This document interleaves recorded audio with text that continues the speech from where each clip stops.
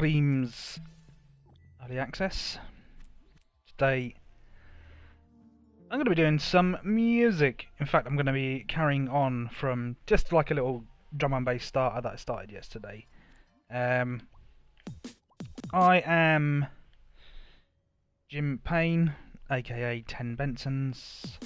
You might know me as Cyanide Vinyl, amongst others. And yeah, so I'm still figuring things out. I've been using motion controls for a lot of this, actually. In fact, exclusively using motion controls. And I'm finding it, I mean, it's okay, but not very precise or fast when it comes to music production. Although I do like certain aspects of it. I find it quite easy to move around because I've been in a while it's been spending a while getting used to it. Anyway, let's get in. So this is what I got. Yeah. So a bit of a roller on the way. So we'll edit this, and this is what I was doing yesterday for probably about an hour. Just trying to figure out how I can make a little quick drum loop, make it a little bit interesting, because although the tools are incredibly deep for what it is, I mean, bearing in mind this is a game, this isn't supposed to be a full-on DAW, it's a game, so it's not supposed to be anything like GarageBand, Fruity Loops, or anything like that. But do you know what? It gives them for something on a console. It gives them a fucking run for their money. I'll tell you that much. So, do you know what? I've not actually. Oh my god! I've not actually played with the DualShock 4. So you're gonna have to bear with me, because I'm probably gonna have to try and figure everything out again. How do I? See, already I'm like, how do I do this? I want to just move up. How do I just... Ooh, okay. That was... No, I don't want to move in. I just want to... Would I have to do it like that? Is that how I'd have to do it? Is it? Like that? Can't just... go up. In like a linear fashion. I might end up having to switch back to... Do you know what? I might end up switching back to move controllers, because I'm probably going to get pissed off doing this. Anyway, let's have a little listen, and you'll see what I've done.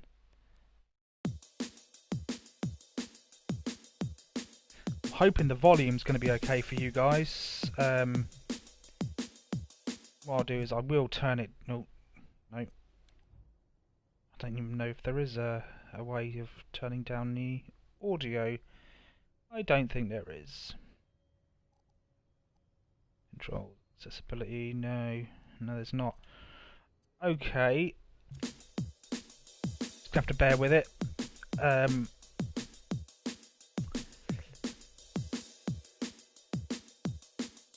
Yeah, so I'm using keyframes here to add a bit of automation to those symbols, to the hats, just to open them up at the end there. It's not brilliant, like I said, there's a lot you can do, but you can't really hone it like you would in a full-on DAW, which is understandable. You know, that's not a complaint at all. So now this I've actually made on a timeline that I'm going to keep separate to everything else. So in Dreams, let's first of all let's turn on studio lighting, just because I prefer it. And we shall switch over to sound mode. So this is where obviously we do all our audio stuff. And I'm going to make a new timeline. This is going to be my main timeline. Okay, I want to... That's it, there we go. So I'm going to click ignore frame rate. I'm also going to change its colour slightly. I'm going to make it a bit more green. And that's going to be my main timeline. because you can nest things within each other. In fact, it's almost essential to nest things within each other because it's hard with the way that effects work in this is that they affect everything that's in the timeline. So you can't just say, right, as far as I'm aware, I haven't figured it out, where I can say I just want a delay or distortion just to affect this particular instrument. It kind of does it every channel it will affect. So what I've been doing is using timelines to kind of pull things out, separate them, and then putting them in an overall timeline. So this is this is the first track that I'm trying to create. I've just spent a lot of time just getting to grips with things, and I need to open this first, don't I? And I was remixing a D&B track. Right. How do I just plop that in? It's going to be this, isn't it? Like I said, I might switch over to motion controls because although they're a little bit more clumsy, at least I know them. So I'm going to keep it like this for the moment as a 4-bar loop.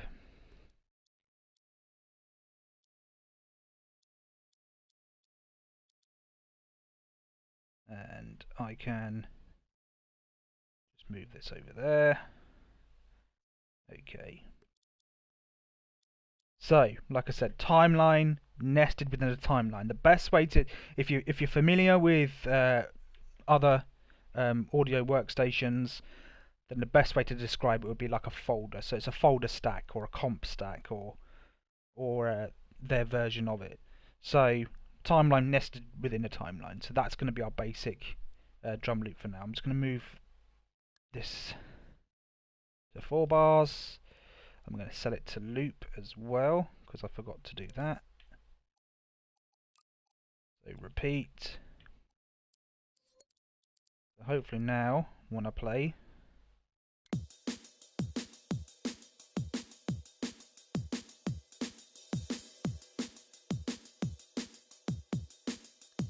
okay, why I only made it 3 bars long? Because I'm here. Ah ha ha ha ha! Silly me. Of course, I haven't set the BPM. So this one's actually playing at 174. This one's playing at 120. So we'll do that then, shall we? We'll set this about 145. How do I just adjust slightly on DualShock?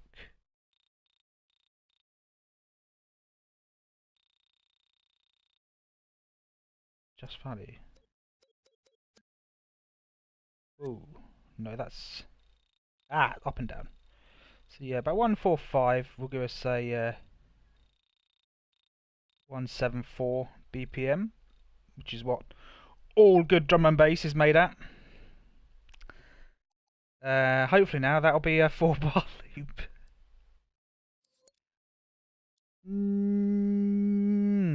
Okay. Why is that not a 4-bar loop? Do I need to reinsert it into the timeline?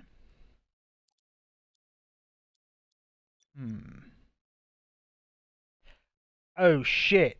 Right, yeah. Right, so of course.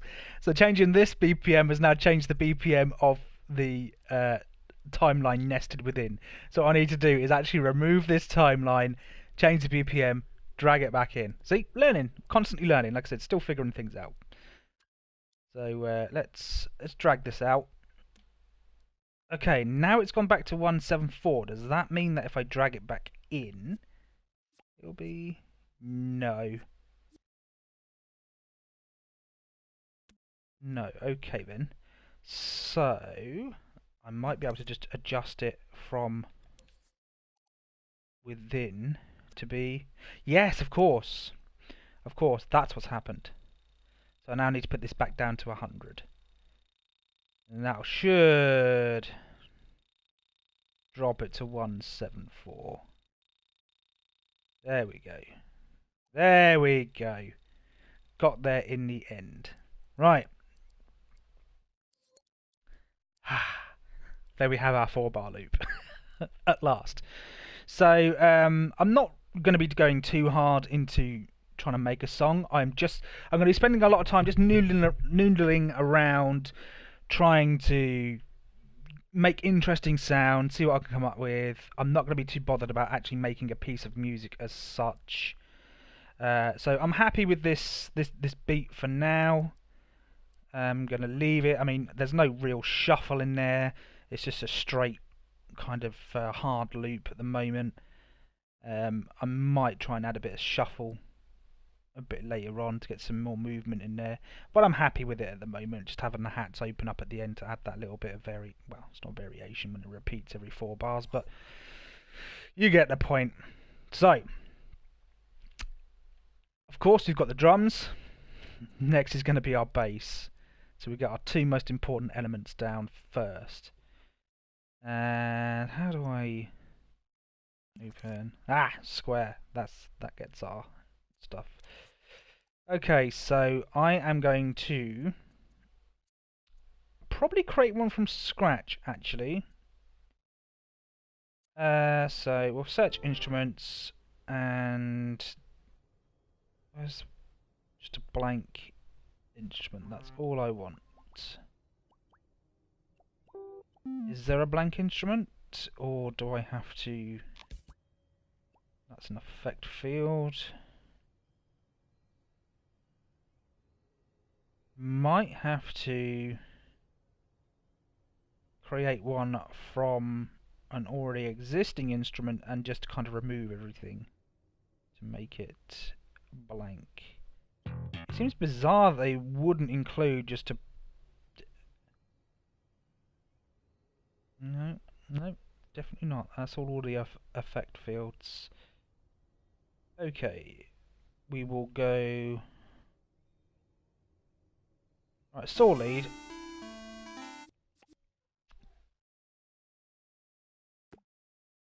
Okay, so they've got no notes in there at the moment. We'll open that up and see what they've done with this.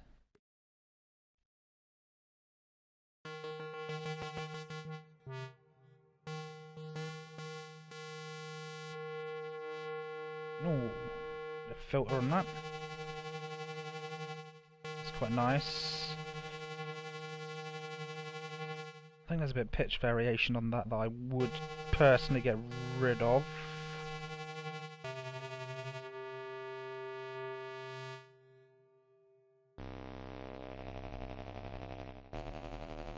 Did you redo that?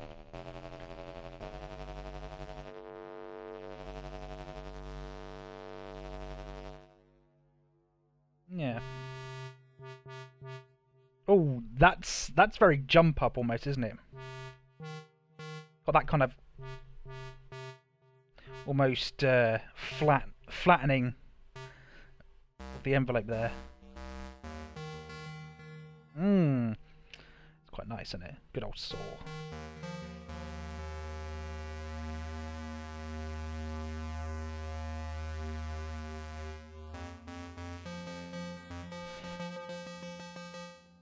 So all these here, these are I haven't actually delved into this, but I know what they are. These are effect fields, and as you can see, when I'm playing a note, I can glide between them,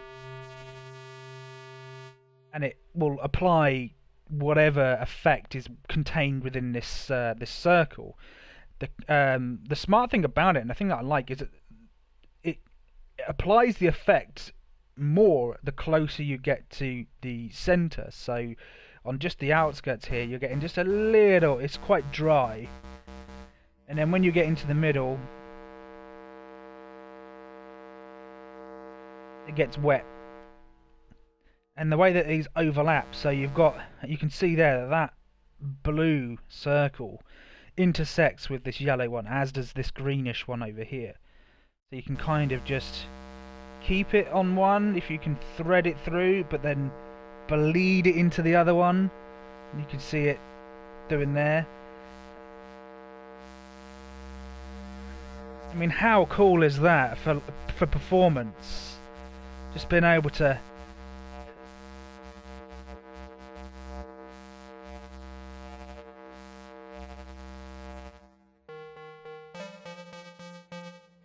How do I change key? That's just another thing that I'm a bit worried. Spice. Spice. What is that doing?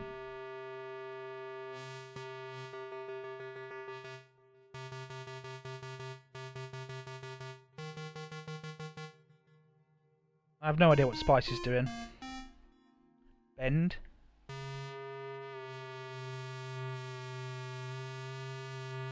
So we got a pitch bend. So, man,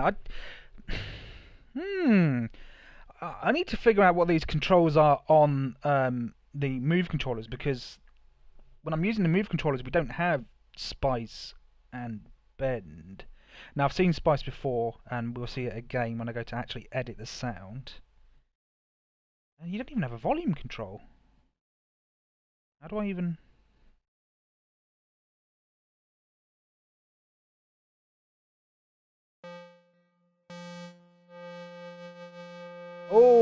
Oh, okay, so it's pressure sensitive, pressure sensitive on the triggers.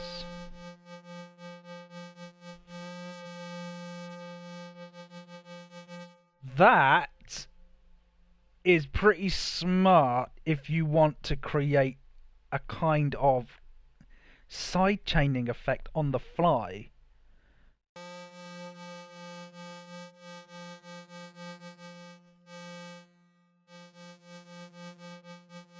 Isn't it? That's quite...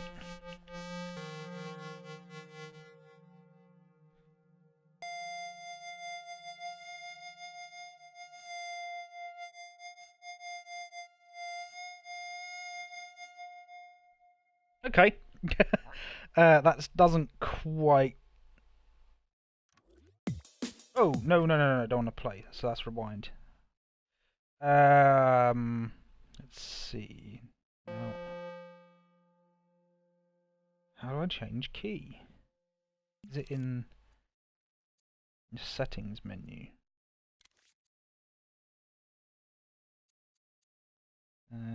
Legato.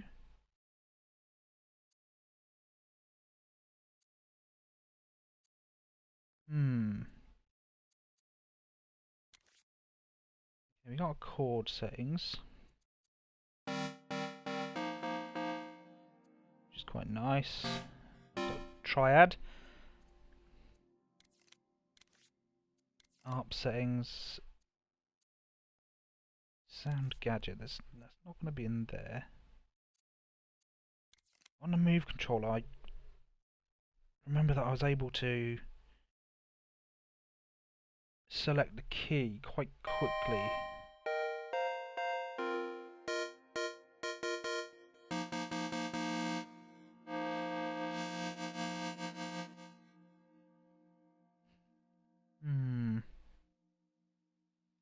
What would it be?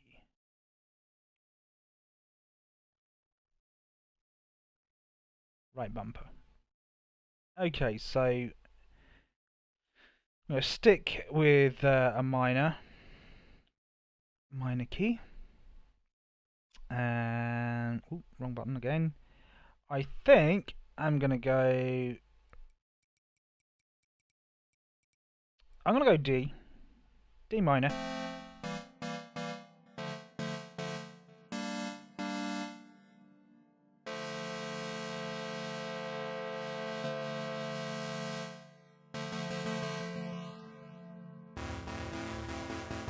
I wish there was a way of just locking the octave. That would be quite nice, so I don't have to tilt the controller like a complete tit.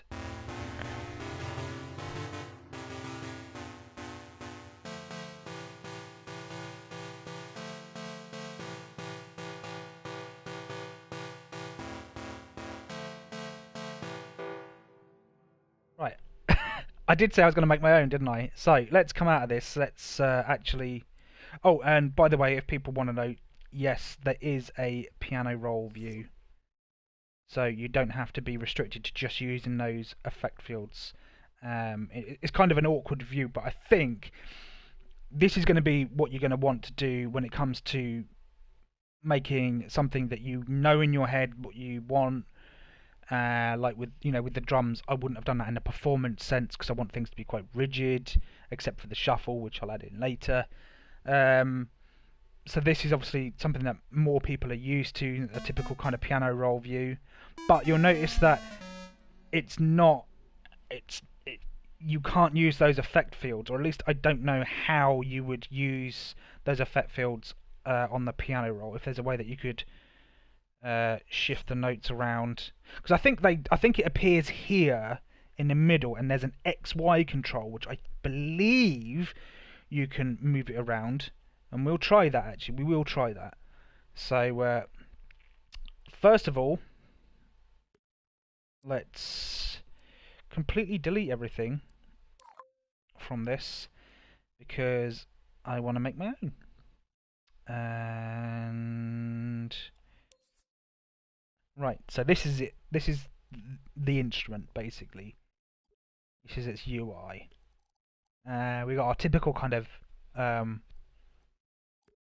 attack, decay, sustain, release. So we've got our volume envelope. I'm going to set it to loop, even though it's only on a 4-bar at the moment. So it's not actually going to loop anywhere because our timeline isn't extended long enough. Some of these things I still haven't figured out at all. God, it's so... Oh, like... I wish I could turn this off. I really do. I mean, I like the movement controls for performance. It's very expressive. For sculpting, I can imagine it's really good. But for when you want detail, I need precision. I don't want to be spending my time trying to fucking click through these here. I mean, look at that. It's just okay. Let's try resetting. But it's still not great when you're trying to make tiny adjustments. So it'd be nice to be able to just turn that off and just highlight things and press buttons. Or better yet, let me plug in my mouse. I've got keyboard and mouse sat right here. That'd be quite nice. Right, anyway, enough yakking of...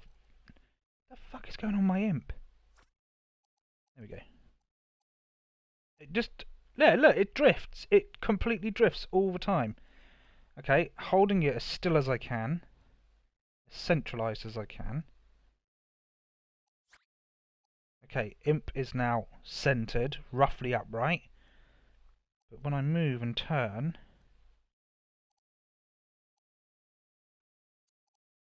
Yeah, look, it's like drifting. Why is it doing that? Anyway, again, enough talking shit. Pitch controls, fairly simple. Also, if you've got legato on, we've got a nice glide here, so have your notes blend into each other.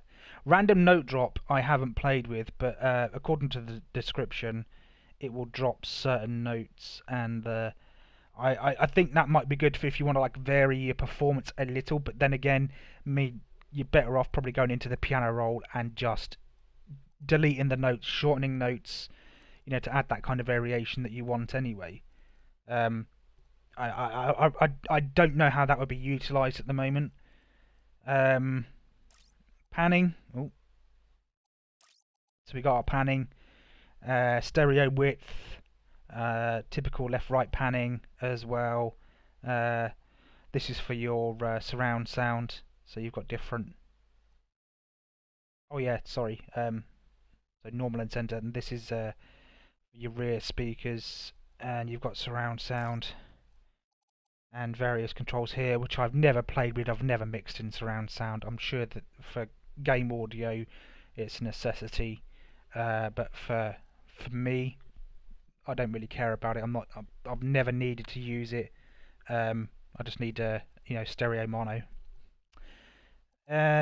Moving on then. What else we got? Sound effects. No. So we got our typical kind of delay, reverb. Spiciness, which I really quite like.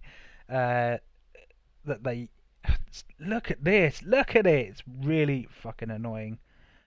So spiciness. This is what they've described it as. It's a bit like using the wheel on a keyboard. So a mod wheel.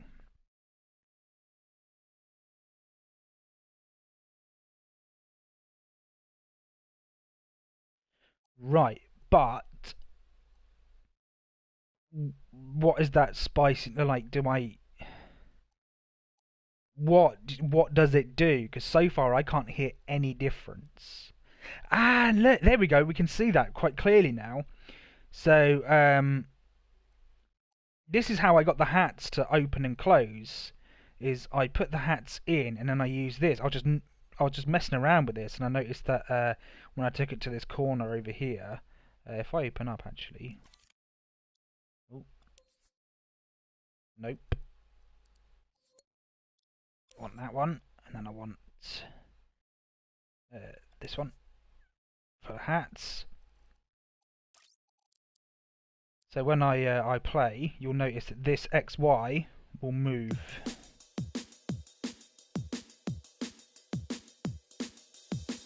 Ah, so it's over here. So yeah, opened up a little.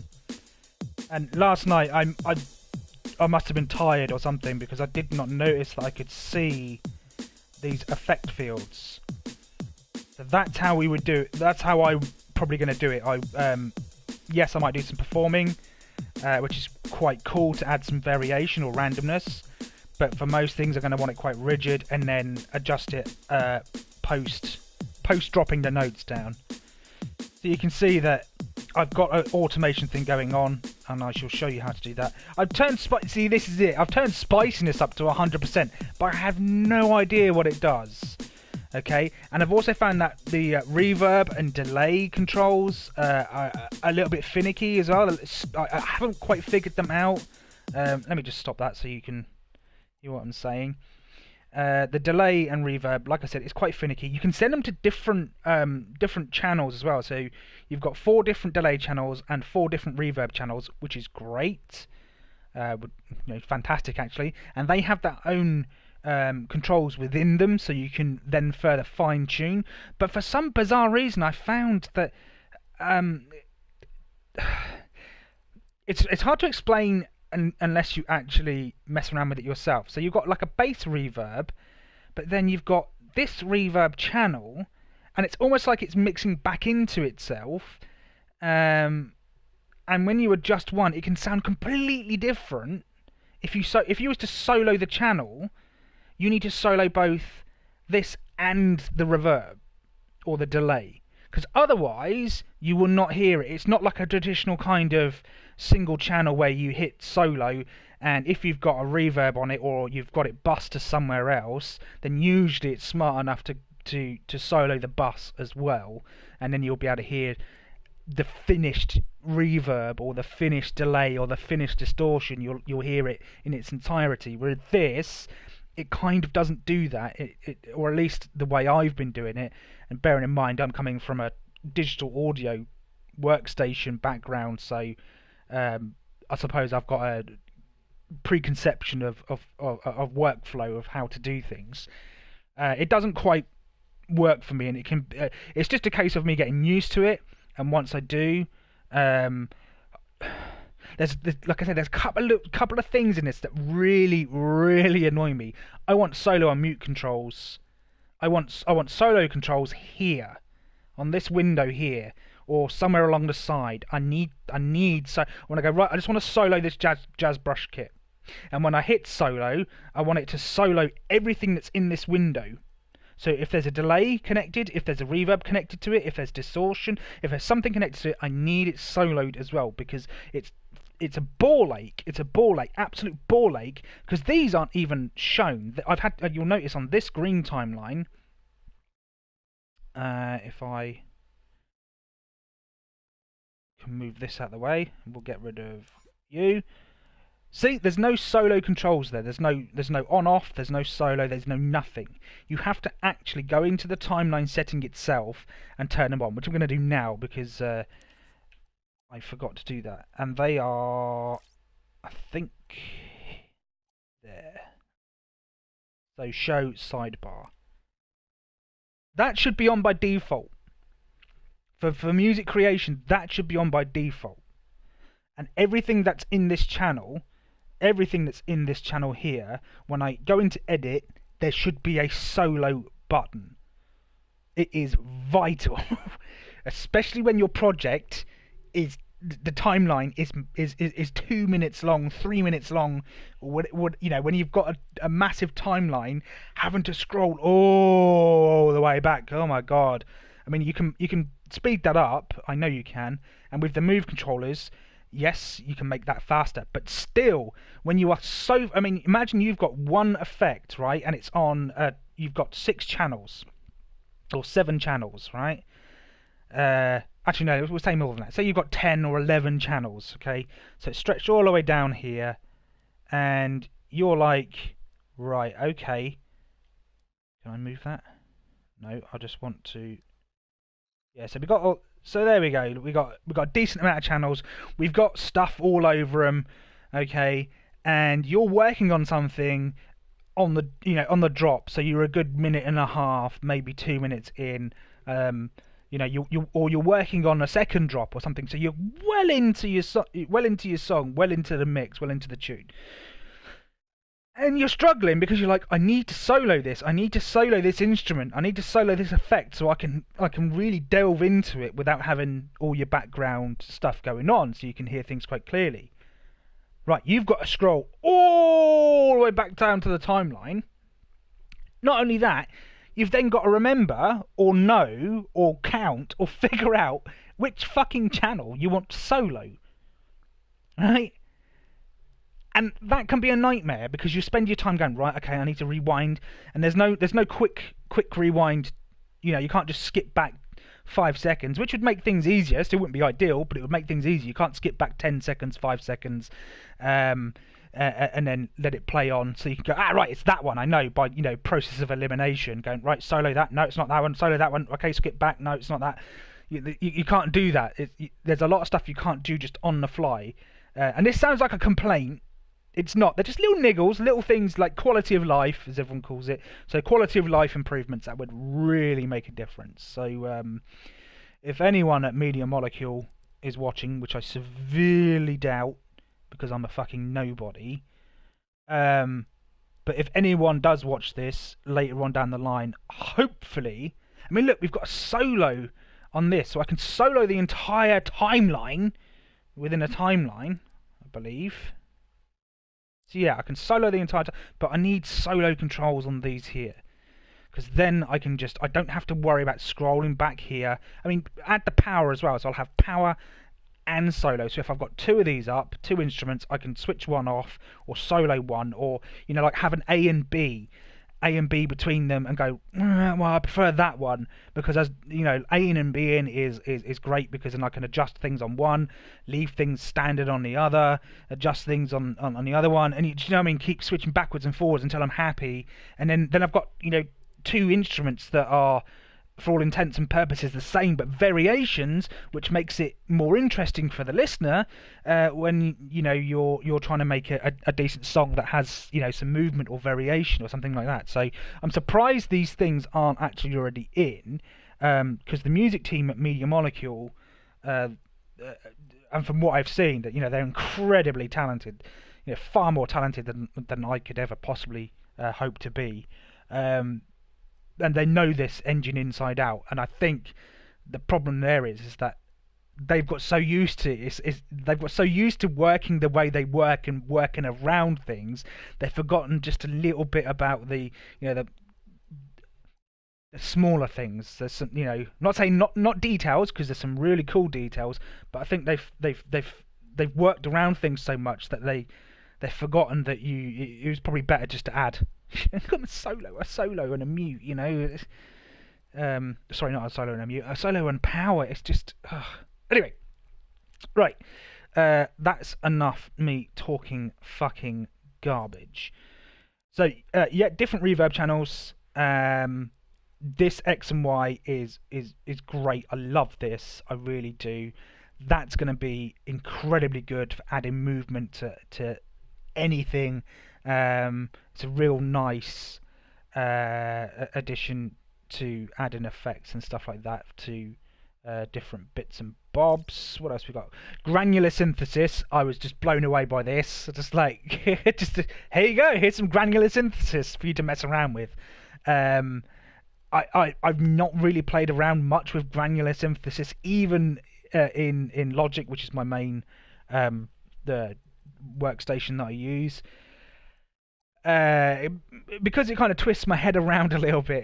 It can be a funny old thing. Granular synthesis. It doesn't feel as straightforward and as immediately reactive as say subtractive. But no, sorry, it is immediately reactive, but not intuitive like subtractive synthesis. So I'm glad they've got it in there because that granular synthesis is the path to some really wicked sounds. And not only that, not only do they just have like a basic granular synthesis page, they also have like a randomization part, which I've not even looked at this. I've just skipped past it. I saw it and was like, well, I don't know much about granular synthesis, so I think I'll move swiftly on past that. And I kind of have, because we have oscillators, and this,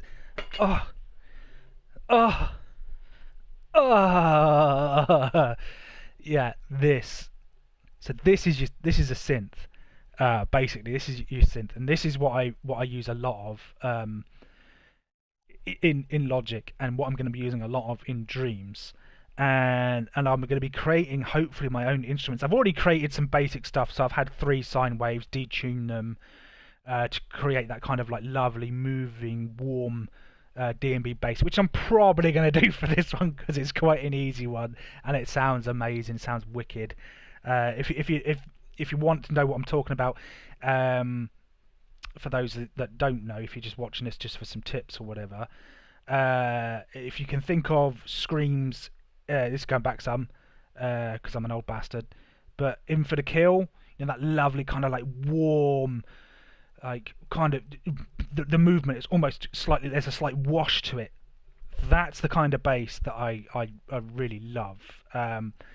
So here we have our. So this is our mix. So when we've got an instrument playing, normally it's using samples, and it'll move between, like you can add, like say you've got a cello, that'll be sample based, and you'll be able to edit the samples, or you can record in your own stuff, and then you can layer that with an oscillator, and then this control here will move the mix between the samples and the oscillator themselves. So it's really handy for people that aren't down with synthesis and spend a lot of their time using audio samples. It's great. This will add, like, give you a little bit of punch, a little bit of crispiness, or something that you want to add to it later down the line. Now, this is our wave shape. This gives us the different waves. I mean, here we go.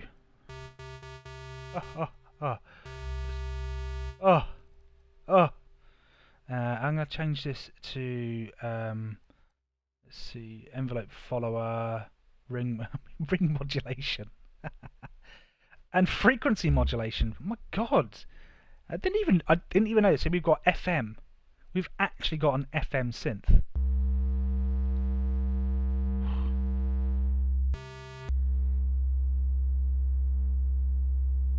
Oh, it's so good. So right. Yes. So what I'm going to do is I'm going to make another timeline like I did with the drums. So basically I'm going to make another folder, and I'm going to create 3 of these saw leads, which I'll rename to detune signs, and I'm going to create hopefully a nice detuned bass that will have a bit of movement into it and give us that lovely classic D&B sound. We've got a filter envelope. Nothing special here really. It's okay. One of the cool things about this, right, this is another thing. Okay, people will probably get quite annoyed because they're like, oh, I can't zoom in. They're trying to zoom into this here to maybe make a smaller adjustment, a smaller edit. You can zoom in, And when you do, it's much better because you start to see the actual values. You need to unclick this here, this pin to screen. Okay. Now, when you've been working around a bit, this might even be like twisted around, and it'll be, like this or something like that when you unclip it, and you're like, ah, shit. So you'll have to drag it, especially with move controllers. If you're using move controllers, you'll know what I'm talking about. So when we got it like this, we can zoom right in, and let's turn it on. God, I need to figure out how to just go up. But anyway, right, turn it on. Oh, okay. Now it doesn't have it on the filter, but definitely on the EQ, which you can use as a rudimentary filter, because pretty much that's all it is.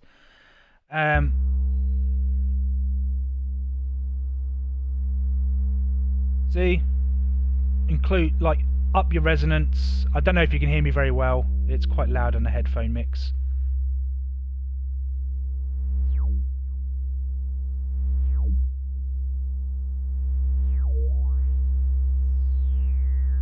A bit of a comb filter going on.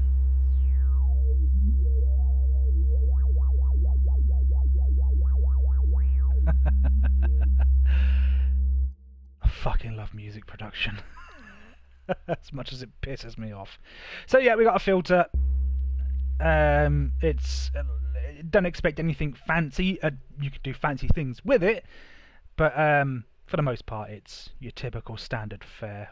They've got, you go pitch effects cut off, so that's quite a cool little thing when you're trying to be a bit more expressive. Filter envelope depth, that'll be for your ADSR. Yeah, so now we're going to go on. Oh, I better turn that back off. And now we've got distortion, and this is quite cool as well.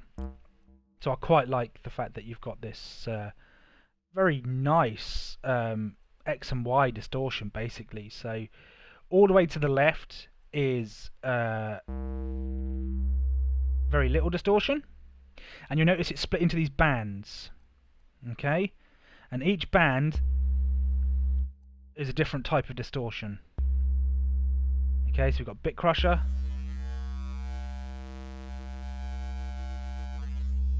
Sounds lovely. It really does sound very nice, I must admit.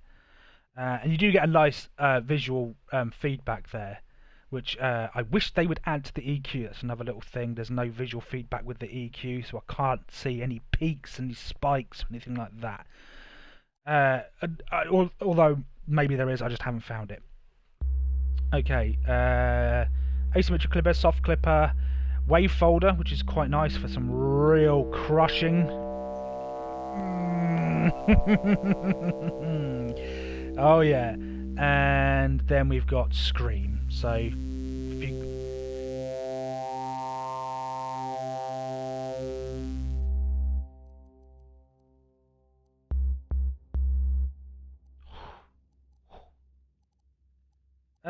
is there some reverb on that? It sounds like there is, you know. Of course there was. There was some delay and reverb. So I'm going to knock low. Oh, whoa! What happened there?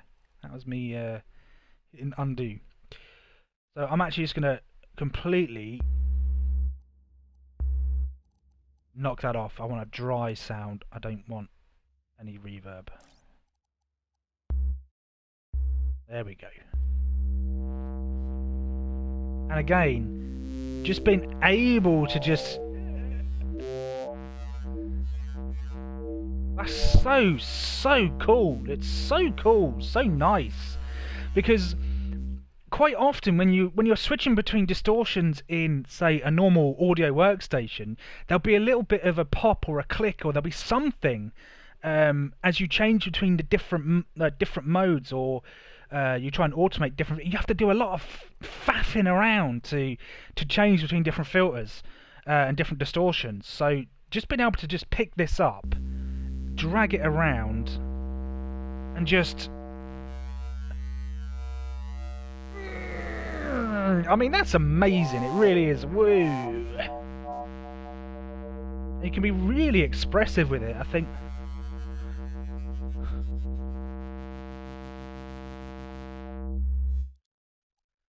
Amazing, really. Honestly, I can't wait to see what people do with this. People that are far more talented than me. I really cannot wait. Um, okay, we got chorus and delay. So that's in addition to the delay that we had here, which send it to a delay channel. So we've actually got another, wrong one, another delay, and a chorus LFO. So I'm actually going to add. We'll get rid of. Oh, there's no delay on there, which is cool. Oh. There we go. That's what we want. Give it that real nice slow movement. What's the okay, beat sync. So you can turn that off to have like a free LFO sync, which is cool for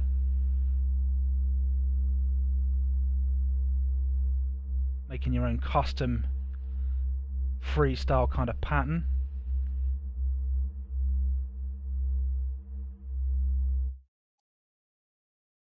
I've just noticed my TV speakers are on, so I'm wondering whether I'm just gonna. No, the volume's down so low. That's fine, but I'm gonna turn them off though because I don't want anything bleeding through. So sorry if it has. Right. So yeah, I'm gonna keep beat sync on for the moment, just because I'm a bit of a pussy like that. EQ. So nothing really to say about this. You'll be familiar with EQ. We've got a low pass cut off and a high pass cut off. Different bands as well. So you've got a 4-band, so 4-pole, I think it is. Is it pole? Anyway, 4-band. And when you zoom in, and this is what I was saying about with the other control, I mean, I get to see the different frequency bands here and my, the amount I'm reducing by, which is really handy. However, there is no visual feedback in regards to how I'm shaping the sound, which, I mean, it's not a deal breaker, but it would be nice, especially when you're dealing with like really low end bass. I want to know, like, do I need a harder cut? To maybe I've got some rogue frequencies here that I need to do, or when it comes to doing my snare and I want to, boost the 200 to 400 range. Maybe there doesn't seem to be any clipping like that's something that I haven't really experienced yet. I'm so used to seeing limiters and a digital readout and making sure I don't go. I'm always 0.5 dB lower than I need to be, so that when it goes to me trying to do mastering, I'm not hitting the limiter and I've got myself the tiniest bit of headroom. Not much. I mean, we're talking digital stuff here, so headrooms can be a bit of a moot point. But it, for the purposes of actually seeing how I'm shaping the sound, I would really, really like to see a visual feedback applied here. So yeah, okay, I'll bring that back there because I don't need to use that because we have this. So I'm going to drop down to there. There we go. And I might just swing this to get a bit more fucking motion controls. Okay, yeah, let's round that back up a little bit more. Okay.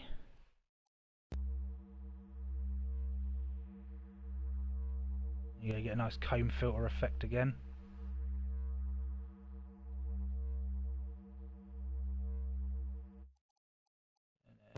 A little. There we go. So that's kind of a standard setup, I think, for most things. A little boost, or keep it nice and flat. It's up to you. There's also a compressor, dynamics compressor. It's not that intuitive, I don't think.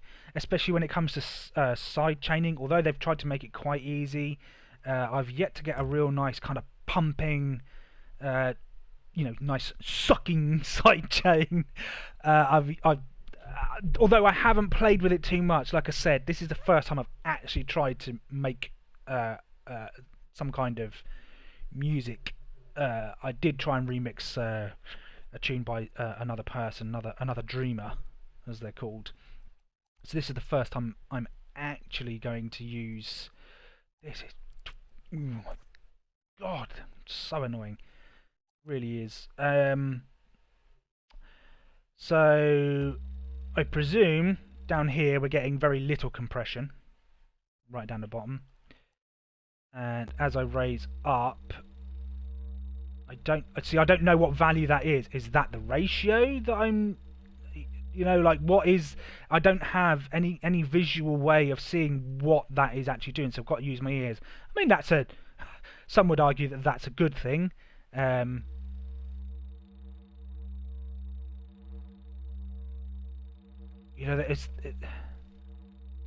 can't really hear much of a difference. This is for a sidechain amount, which means nothing because I'm not sidechaining anything at the moment.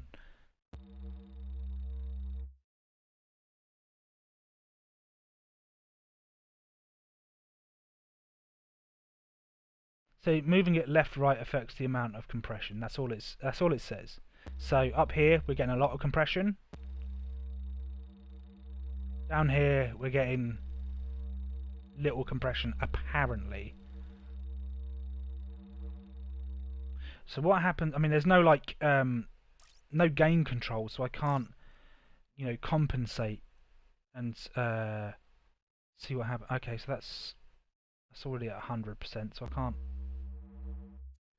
make that any louder.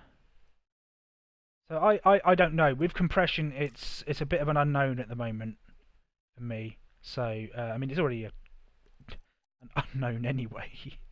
Compression can be a funny thing to get right as it is.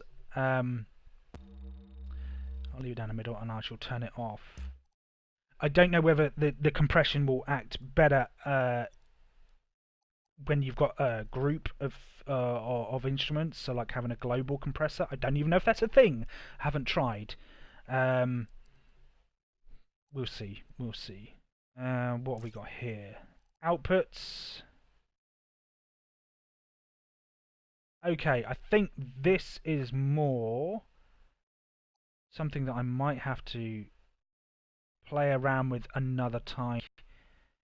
These are triggers then you would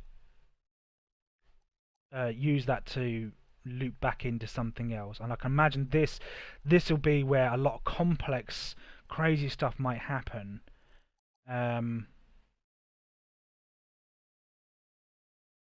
Okay, so you can. I'll click that. Do I get an envelope? Ah, right. Okay.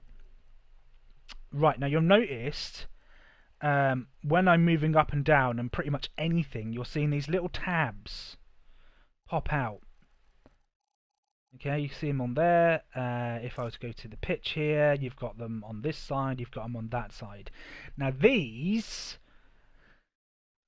allow me, and this is where Dreams is a little bit special, these allow me to wire this like patch cables into anything, right? And I do mean pretty much anything. So obviously other audio, other effects, but then we're talking, gameplay logic, gameplay effects, lighting. It's absolutely crazy. It really is. It's an audio visual wet dream. It really is. I can't stress this enough. I am so excited to see what people do with this. I mean, there's some incredibly talented, there's some incredibly good stuff out there already from some incredibly talented people, and they haven't really had the chance to really delve into this stuff, and more stuff is going to be added over time. It's going to be absolutely fucking insane. Really is. The lines between, the different creative arts and gaming for God's sake, like the lines between music, gaming, audio visual, it's getting so blurred and mashed together, and unbelievable, unbelievable. It really is. And lastly, on this menu here, we've got some no, color options. These are more admin. Polyphonic limit. I don't. I understand that they've put that in there, but it's always maximum. Most people, they don't really limit stuff. I don't know if that's going to help with maybe CPU usage or something down the line. Okay, so yeah, we can change that so that we can have a kind of rudimentary time stretch almost. That's something that I haven't seen in this time stretch in. Although I think you can just change the individual, as you've seen there, change the individual pitch and then select this so that you get a different speed, sound. Row mapping, I have no idea what this is on. This does.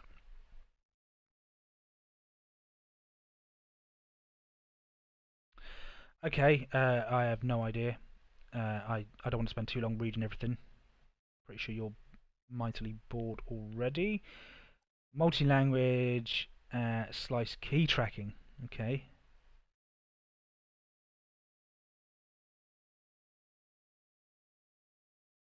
Right, okay. And, oh, GGG.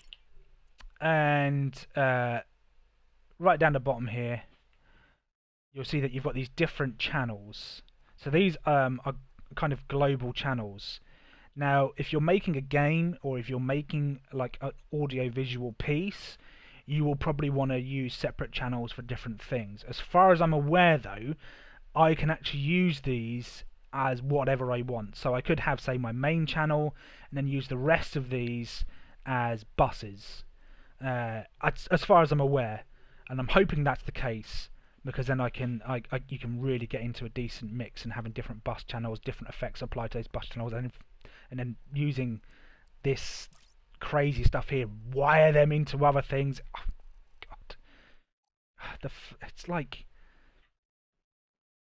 if you've ever used Reason, and I haven't used Reason probably for around about 12 years, it reminds me of Reason when you could press, I can't remember what it was, probably tab or something like that, and you could flip it round to the back, and it would have all the patch cables, and you could get your mouse and pull a cable out and go, I'll plug that into there and see what that does. You know, and I didn't have a goddamn clue what I was doing with Reason, but you can't imagine the amount of fun that I had just plugging. I mean, it was frustrating as well because you'd plug something in and it sounded horrendous, and especially if you forget where you plug things into. This is before the days of pressing Control Z, for me anyway.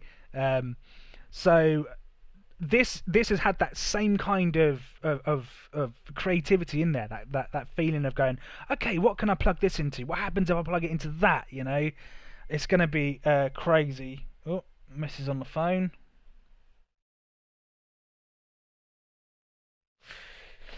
Yeah. Right. Okay then. I hope you guys are still with me. So we're going to close this down. Like I said, I'm going to make a new timeline, a new folder. Let's get this back up as well, so we don't need all of them. Okay, so new timeline. Get that straight in there. And I'm going to adjust this. Down to here. Don't need that. Don't need that looping. Like I said, I'm not concerned with making an actual song.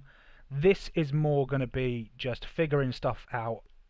Hopefully I'll take you on a little bit. This is annoying. Like, I feel like all I'm doing is complaining. So, when I want to adjust one of these here, so a clip, for all intents and purposes. So if I want to adjust to a clip, I press right trigger, and that allows me to adjust. Okay. Now you think, okay, so I use right trigger to adjust everything. No, you don't. Okay. Right trigger is then used to move this. Right. So then you've got to press X. It's just counterintuitive, you know. There's something that I keep doing. I keep going up here like I'm in Windows or OS X, OS 10 rather. And I keep pressing to move these around like they're Windows, and invariably end up typing in a load of G's because I press X and G. So yeah, it's a bit odd. Right. Anyway, again, enough chatting shit. So we're going to pick this up and we're going to drop it in our... Oh, no, we're not going to drop it in our timeline. I need to open the timeline first. So we open it. I'm going to move it out of the way. I'm going to grab this here and I'm going to plop it in. Boom. Right, so now we've got another folder. Move that up as well, keep things neat. I'm also going to change its colour. It's a good idea to get into doing this. Change the colour of things that are going to be different, and we'll make this a bit of a grim mustardy yellow. Right, okay. I'm also going to set it to loop, even though I don't need to, because it's going to be a 4-bar, but again, it's good habit. Also, I'm going to put this on here, which is ignore frame rate. I've not had any frame rate issues. Occasionally, you'll see a little autosave symbol come up, and that annoys me because it can affect the playback. But it's, you know, it's quite brief, so you get over it quite quickly. But I'm going to click it on anyway.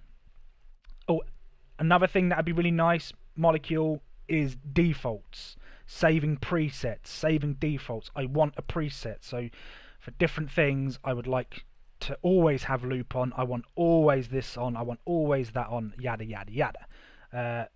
For example, you know, I'm always going to want show sidebar. Always. I'm always going to want it. If you're not going to put the controls here, at least just keep that on always so I can see. I don't, you know, I don't know why. It's a bizarre decision not to have it on anyway. Right. So here's our saw leads, and I'm going to clone them. Actually, no, I'm not. I'm going to rename them first because it's not a saw lead. Christ, all fingers and thumbs. Right, so we're going to rename this, and we're going to call this detuned signs. Nice and simple. So I know what I'm doing, and you know what you're getting. So we're going to be getting a detuned sign. It's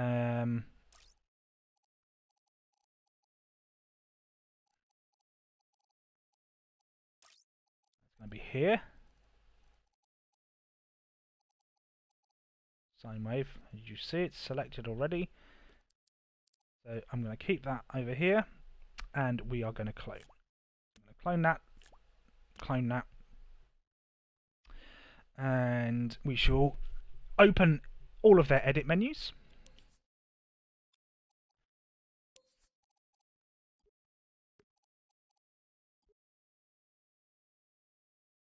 Now actually, I haven't drawn any notes in, have I? So I better do that first. Really. Again, delete, and open this up, and I'll just go straight to the... I have no idea, like, about all this kind of effects field stuff yet, so I won't be delving into that probably, because I've realised that I'm taking up loads of time just talking crap. So we're going to go into piano roll, and we're going to get just a simple straight note, nothing too amazing. And unfortunately, you can't just go in here, click and hold, and draw a note. You can't do it. You have to come out. You have to come out of this, and I think you have to go into tools. Yeah, and you have to draw. So you have to select a pencil tool. It's not too much of a problem, but you know, that's how I would do it in Logic. But the difference is I've got a whole keyboard of different shortcuts that I can switch between. So it would be nice if there was a dedicated, in audio mode, if there was a dedicated button just to switch to, in piano roll that is, just to draw. It'd be so much easier. Let's extend this out a tiny bit, and let's find a nice C. How do I get lower? How do I go lower, lower, lower, lower, lower? No, that's changing the grid.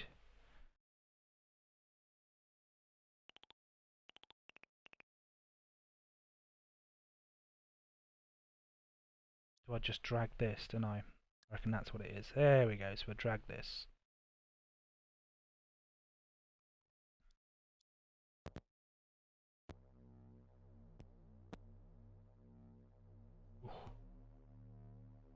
Okay, so we'll go with a nice low D.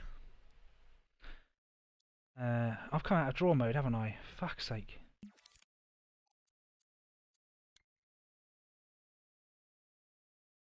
forget where I was now.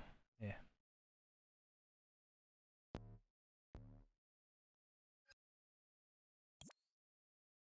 Extend this one out. Gotta use the trigger. Okay.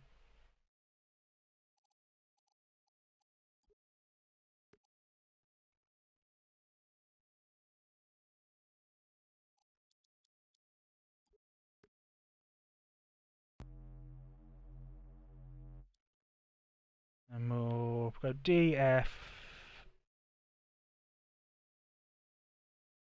No, actually, we'll go D. Maybe A, and then down to.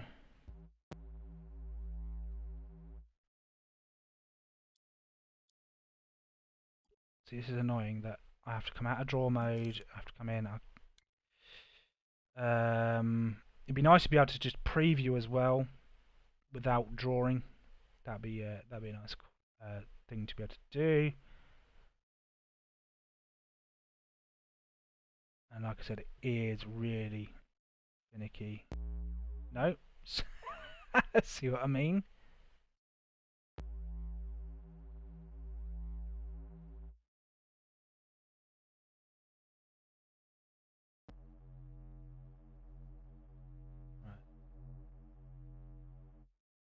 Okay, so delete that one. This looks like it's probably overshot. No, it's okay. So let's just have a quick preview of that as it is with just the one rotating the canvas. Okay, right. Close that. I'm going to just come on, just go up. There we go.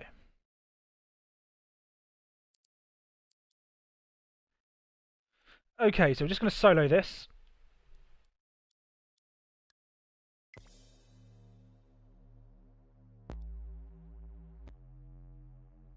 Okay. So let's do a couple of things first before we copy that fucking thing. Honestly, we'll increase the attack just very slightly. Try and get rid of those pops.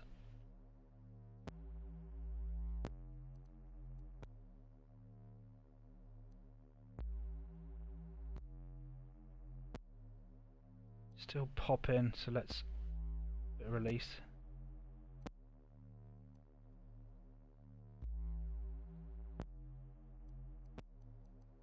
Still popping. Popping. Could be because of the FM.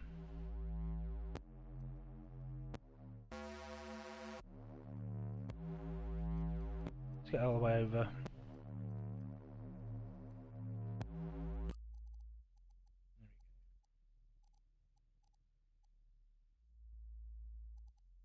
I'm probably going to have to pitch that up now. Let's do it by... 12 maybe. Let's see. No, it's still 2. We'll keep it at 0 for now. I'm going to take this back.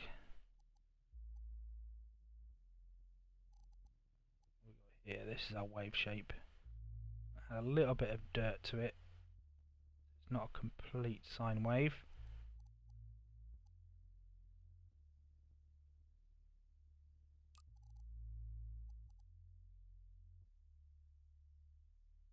Okay.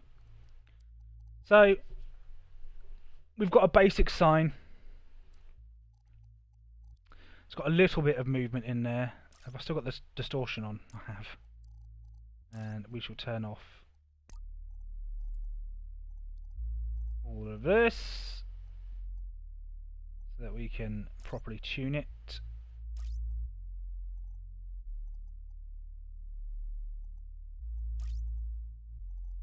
Don't want any stereo width.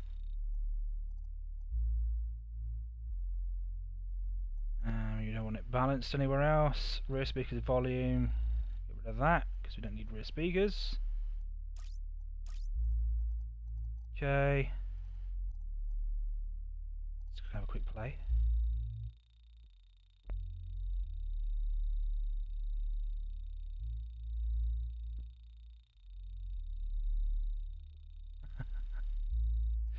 Okay. Basic sine. Sounds nice, doesn't it?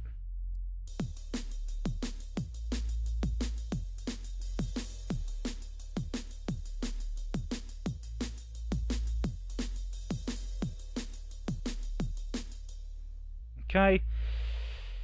Now we shall rewind that, and we are going to clone. Now that we're ready to clone, and we shall leave this one as it is. So this is going to be our base one. In fact, I might change the colour of it if I can remember how exactly. This here. So this is going to be our base one. Okay, our base, so to speak. And let's open these two up.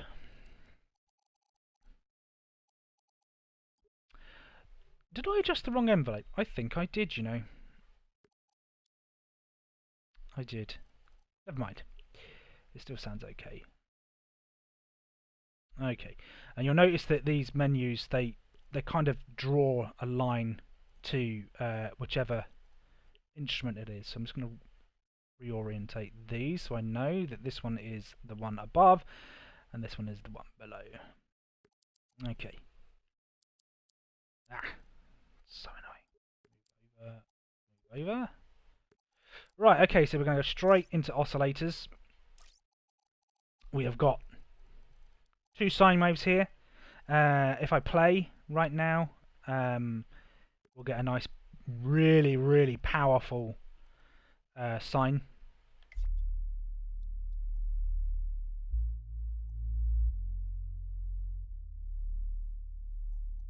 Really strong. So what we want to do then is we're going to detune them.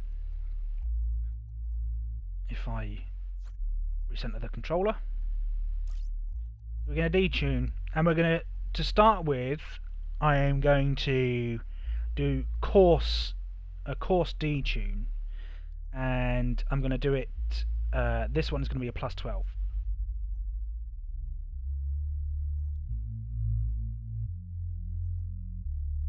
Okay, and I'm going to keep this one plus 12. And this one, it might, if I go minus 12, it's going to sound awful. Oops.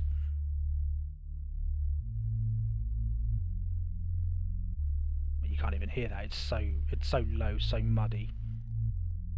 So what I'm going to do, I'm going to do a fine tune on this one. And then I will decide whether I want to keep it plus 12 or at a 0. I hope you guys can hear me. I'm just going to move the mic a bit closer. So I'm going to put this one up make fine adjustments to it.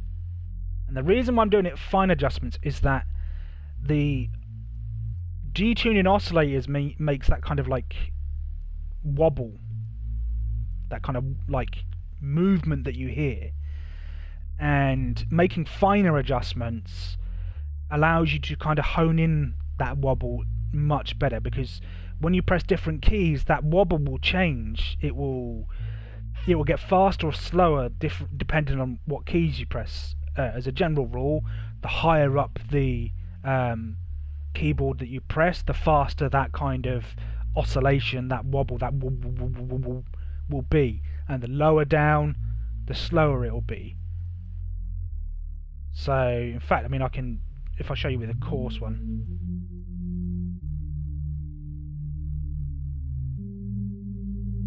Yeah, plus 24, it's okay. We can make it plus 24, but I would adjust the mix so that we're only getting a hint of that.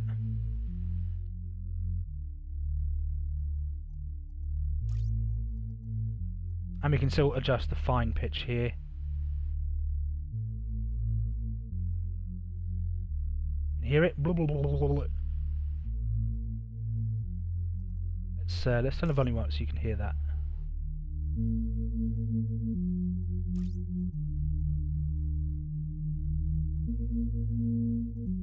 Just about hear it when the notes are being triggered.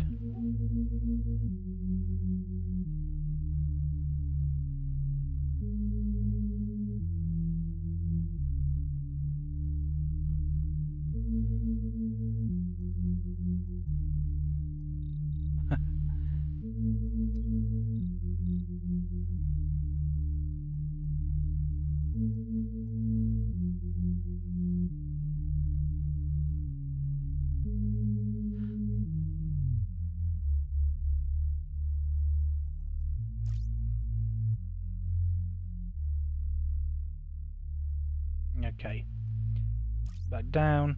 So I'm going to experiment a bit. I say experiment. I'm going to play around. So I find something that I'm happy with. Something that kind of feels quite nice. I'll add in the drums.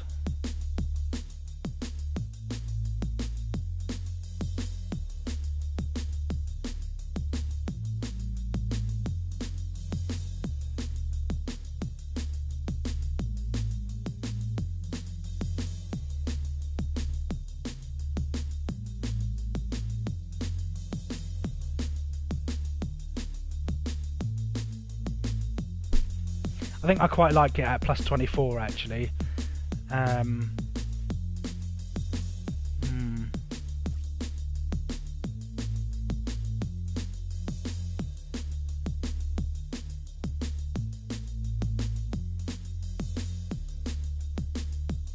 Okay. Yeah, I quite like that. Let's solo back on the bass. And I'm done with this one for now. I'm going to do a bit of fine pitch tuning on this one. Not too much though, because I don't want them to get too out of sync, I suppose is the best way to describe it. So just a few percent maybe either way. Maybe a bit more.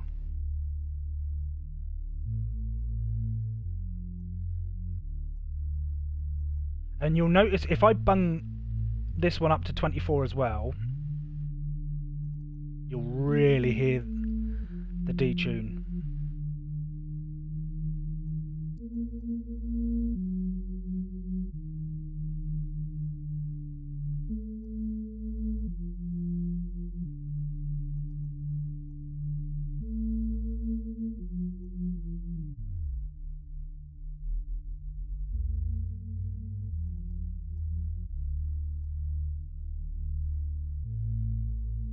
I'm going to leave it around about 8% is fine.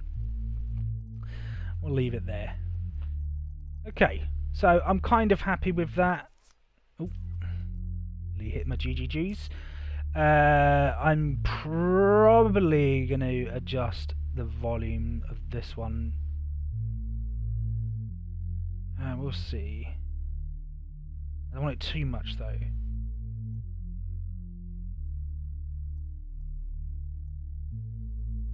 Okay, yeah, no, I'm happy with that. I'm happy with that. I want it to be strong, but I don't want it to be completely overpowering. I mean, this might have to be dropped. I don't like that kind of... It's a bit too strong for me. But, I mean, I'm listening to the bass in isolation when you add all the other elements, and bearing in mind we've only just literally got a drum beat at the moment.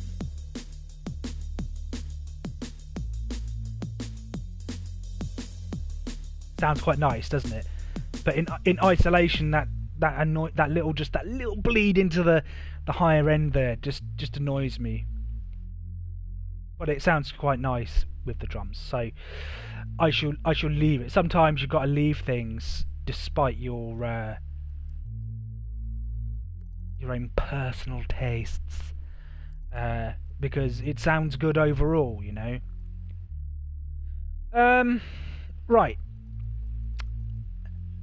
Now I'm going to try and figure out how to use some distortion, but on a global scale,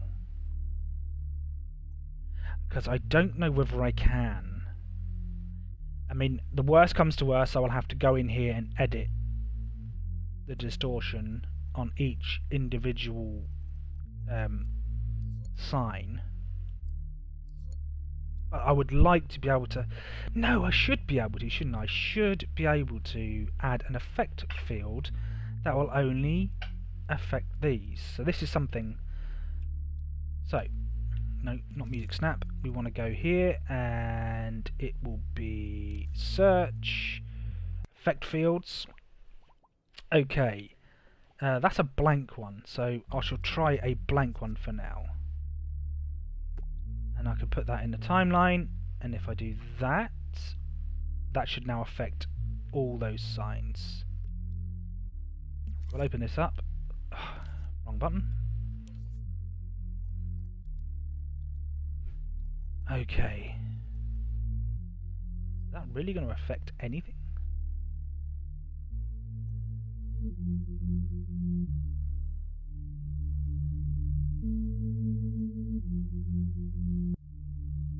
Ah, nice. So, I can add my own extra envelope for all three.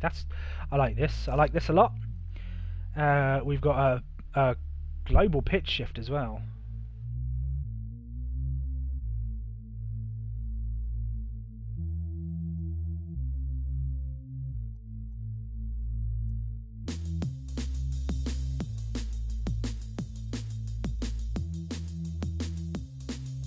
Bear with me.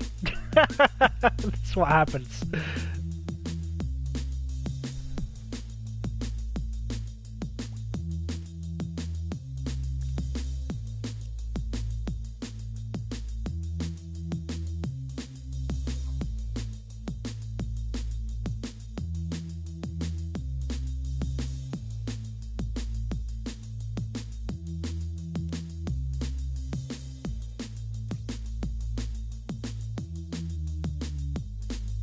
No!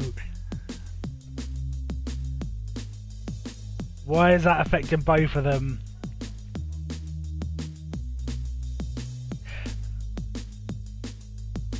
Okay, okay. Right. Okay. Flipping controls. Yes, I've just recentered the imp. Let's try...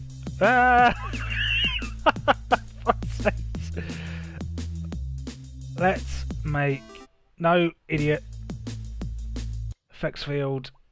Yes. New effect field. See if that makes a difference. I bloody hope so.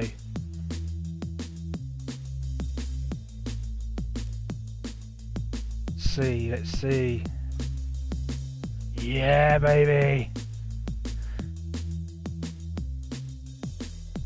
No! Don't do this to me! How do I unlock them? How do I not make them... Is it because I've cloned? Is it because I cloned the timeline? Okay.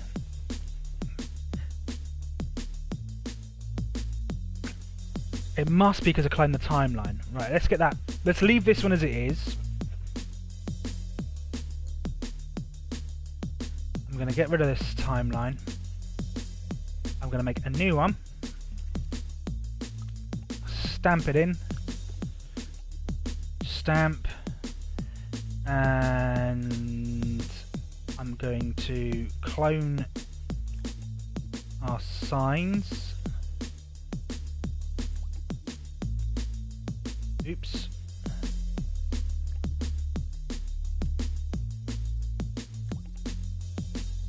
And I'm going to pop them in the timeline.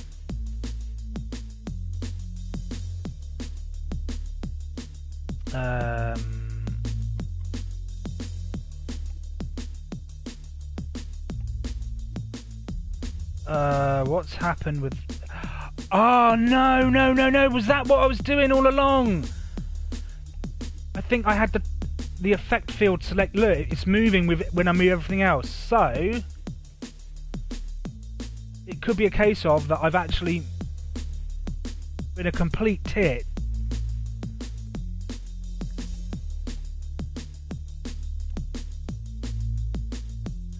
Right, deselect, deselect, deselect, deselect. Oh man, this is silly that I'm... Right, deselect everything again. Okay, copy. Deselect, make sure... Oh, no, wrong one. Make sure I've deselected everything. I'm going to just quickly do this so I can see.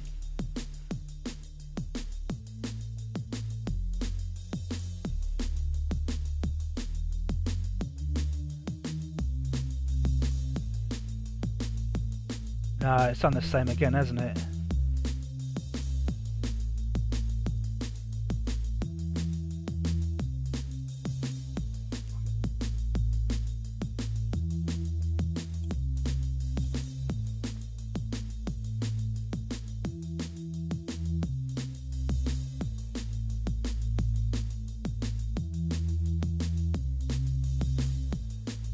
No!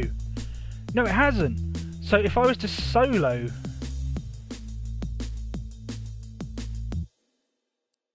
There's nothing.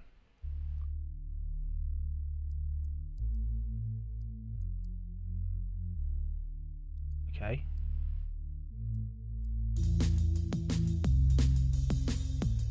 Well, that don't sound right now, does it?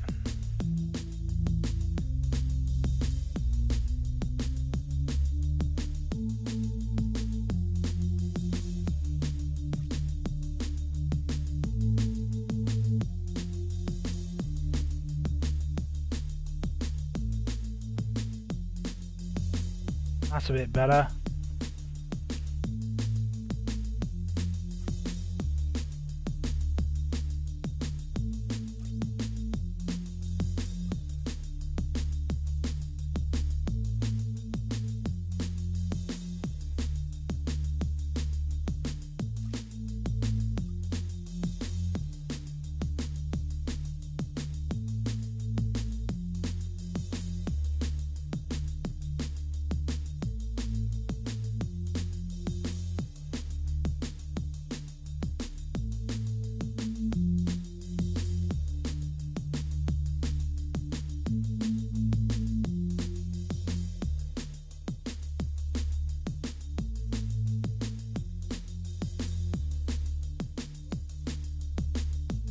Okay. I've kind of confused myself. So, what have I got? Okay, I can get rid of this timeline. There's nothing in it. I've got two timelines. One that's pitched up and one that's pitched down, and I cannot remember now which one's which. I'm gonna have to let my dog out in a sec. One of my dogs anyway. We hear her ringing the bell. She rings the bell to let us know that she's got to go out. Just wait, Kira. Just wait. Okay. So this is my normal pitch one. So I'm going to change the colour of this one. Why is that? Is that because this is open? Yeah, there we go. So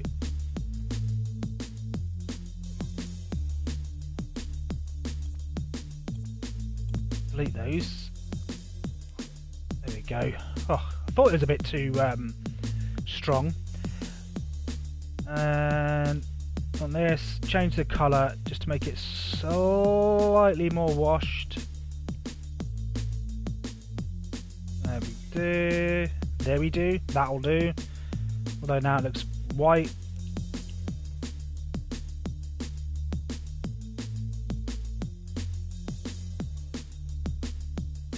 Okay.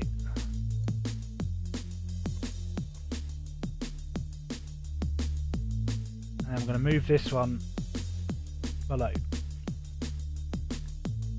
Okay. That's sounding okay, isn't it? I still didn't actually do the distortion.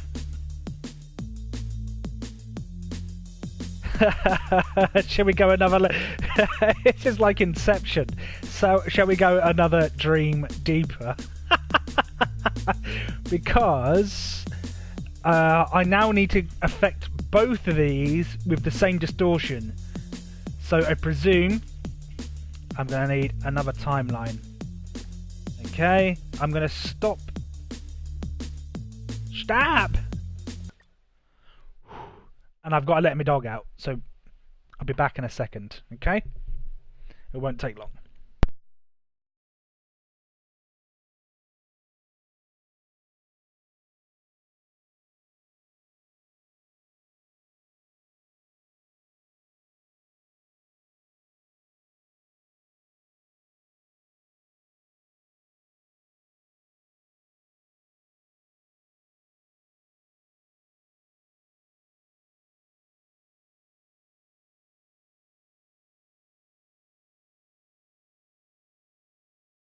Okay then. So, I'm going to now drop these two into this timeline here. I'm going to quickly change the colour. What haven't we had yet? We'll go purple. No, I should keep it a yellow, shouldn't I? So, I'll make it solid yellow. Okay, loop. Yes, ignore frame rate. Yes, and put our tool sidebar, whatever it's called, on. And I'm going to want these two. Nope. Nope. No, how do I... Oh yeah, of course, it's different, isn't it? On the controller. Right. I need to open this up first before I can then move these in. And we don't need them to be complete 8-bar, sorry, repeat. Okay.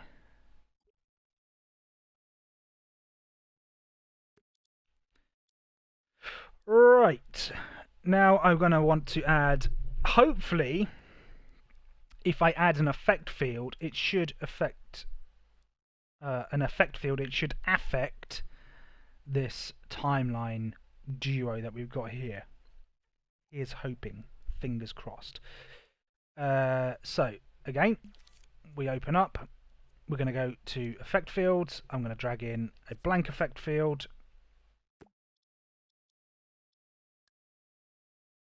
I'm going to deselect, make sure I'm deselecting. I don't run into the same problems that I did last time. We'll open this up. I'm going to solo this. Hit play. Yeah, there we go. We've got our bass going. I'm going to make sure sound effects. Yeah, no delay, reverb. Don't have to worry about this. Don't have to worry about this. Now I can filter them both, which would be nice when it comes to... No, that's not working, is it? So, is this not affecting the timelines?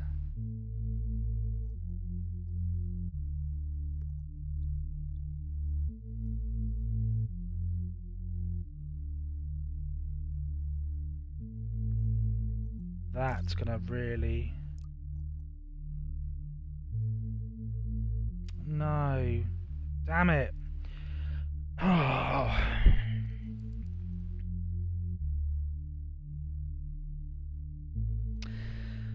So, this is the problem. Is obviously I'm so used to just going, oh right, okay, now I'm going to put these into a folder. So they're not quite folders, are they? In a folder situation, I would be able to just completely and utterly adjust. Am I doing it wrong? Let me just double check. Okay, so this is my overall folder. Within that folder, I have got 2 different timelines. Why is this effect field not affecting these 2 timelines? It should do. Is it because there's already an effect field active?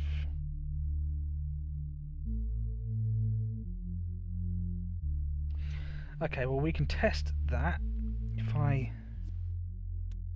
drag that out and we open this up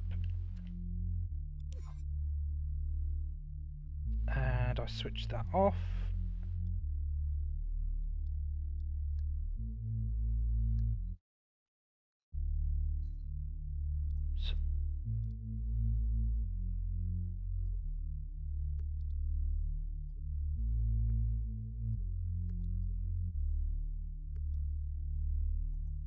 No, it's still not.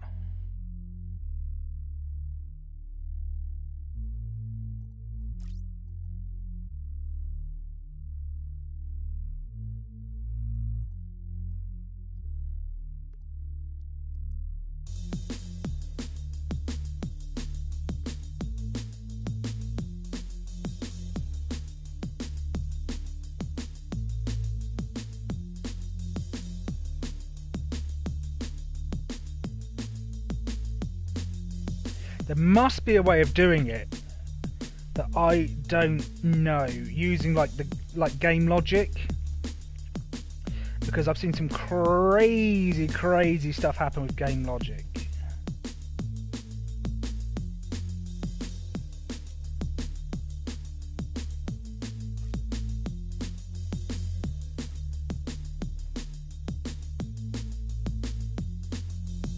That doesn't sound like it's affecting that. Oh yeah, of course I've got it powered off.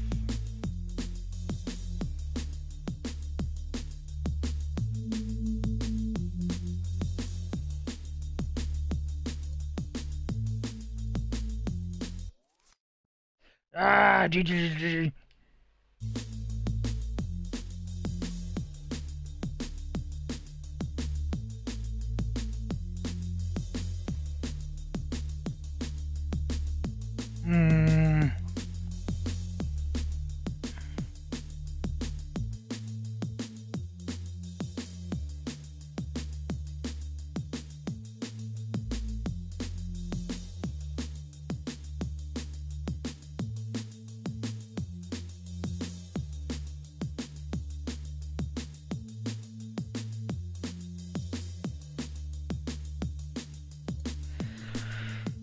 That's a shame. I don't know how to get around that, so I'm going to, for the sake of pushing forward, I'm going to have to adjust the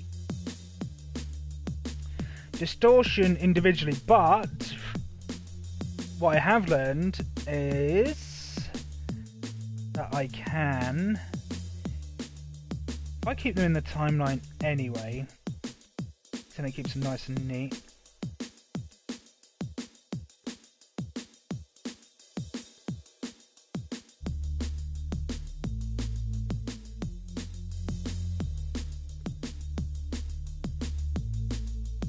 And let's open this up and we'll select this Open that up. Because if I keep these selected... Oops.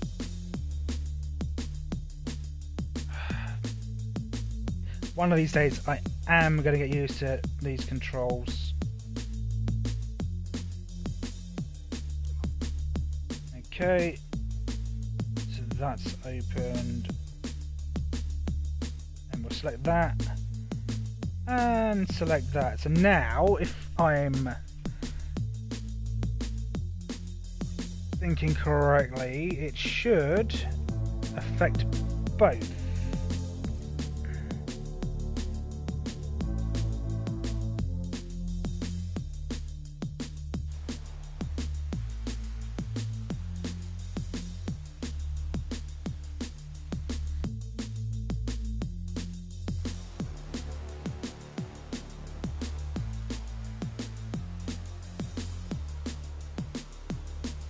It is fucking amazing, isn't it?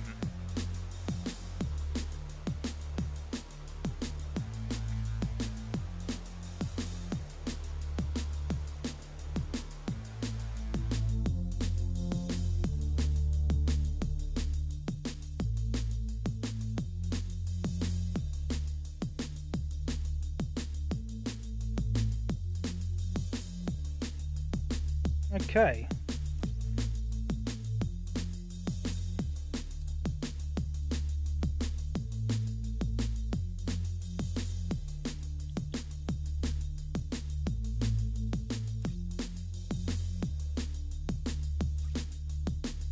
Yeah.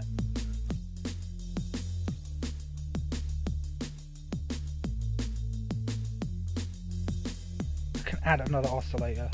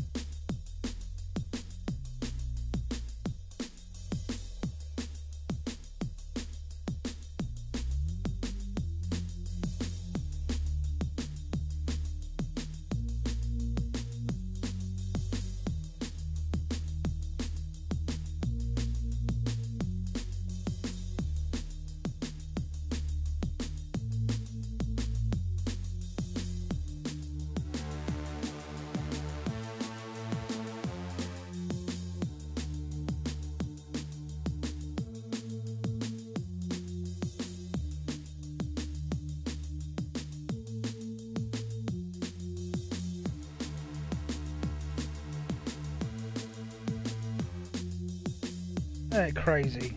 Anyway, done that. So let's try a bit of filter.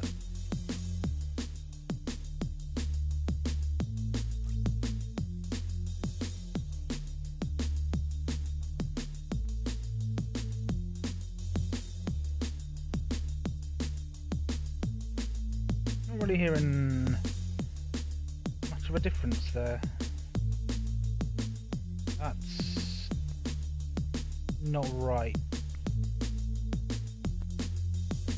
because that resonance should be well up there. I can also hear, I think, a little bit of popping, clicking, but without a master channel volume. Yeah, there's definitely some popping going on. I can't tell where that's coming from, which is going to be a real problem on more complex tracks. This resonant filter, when taking that resonance right up, that should really be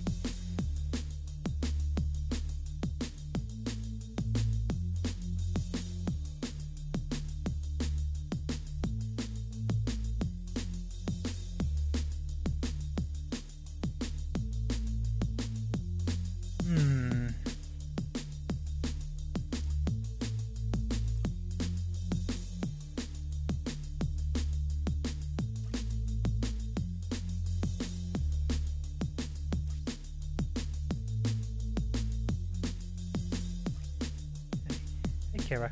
This is my dog, Kira. She's come to give me kisses. Hey, baby girl. Okay. Okay. Right. Okay. Good girl. Huh? Go on then. Away you go. Go on. Away. Away. Good girl.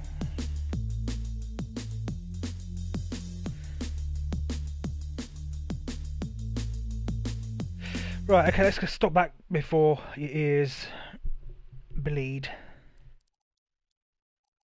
And I am thinking,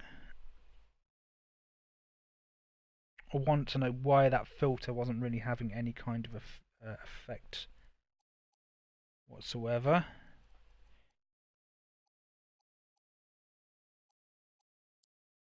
But these are things I'll have to figure out.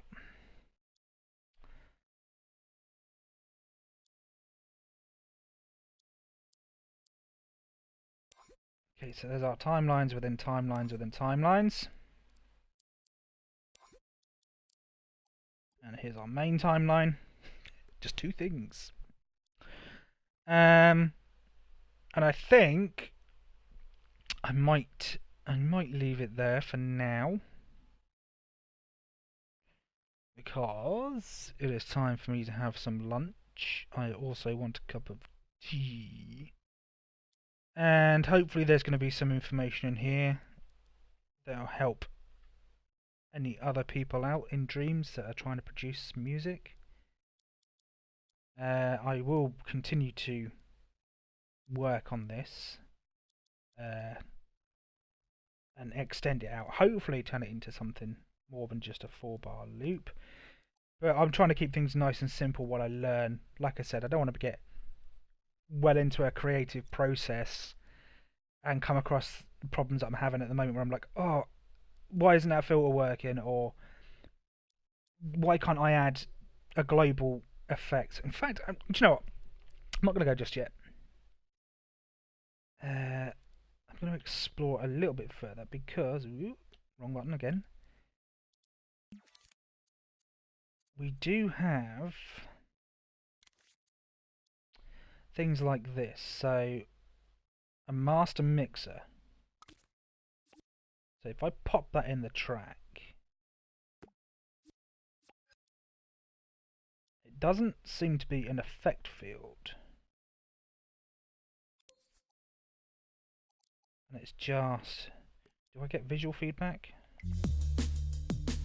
No.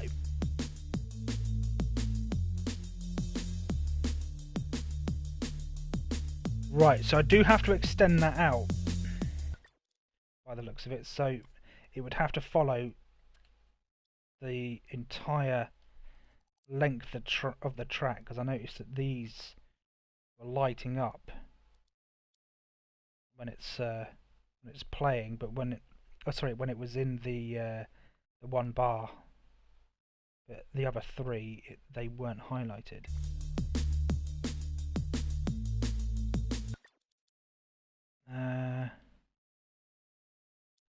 There's no other controls, so it is literally just a volume slider. Let's have a look at the other ones and see. Music channel, general channel.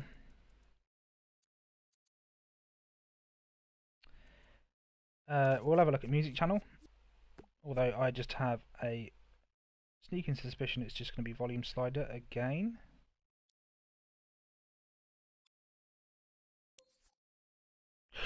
Ooh, okay, so no, we have global distortion.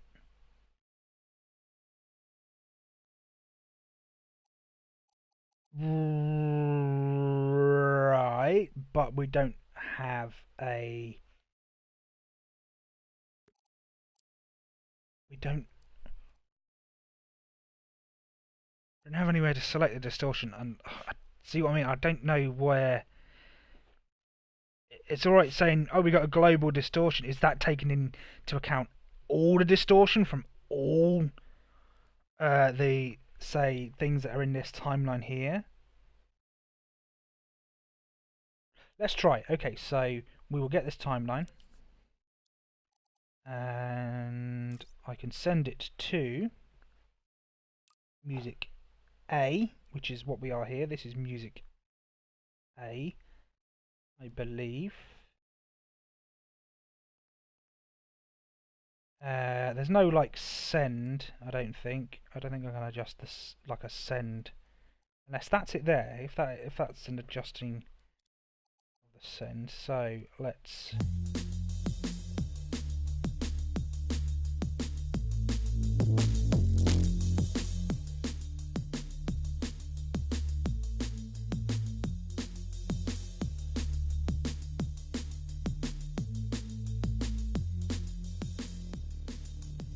Oh, can finally hear some compression going on.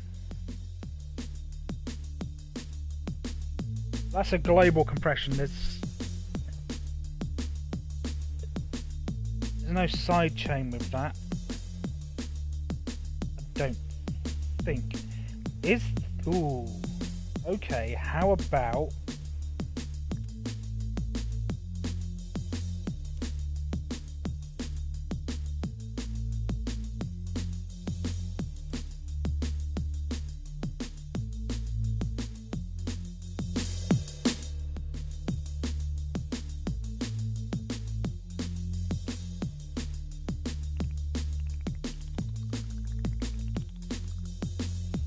oh shit. I can actually resize that. That's sorry, I didn't know that. With the move controllers, you don't. You just kind of zoom in. Only from parents.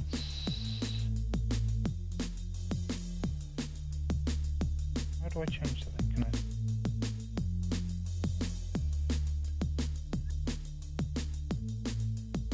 I? How the hell did I do that?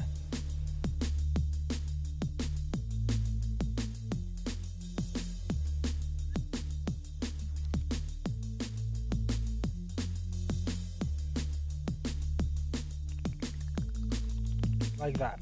Okay.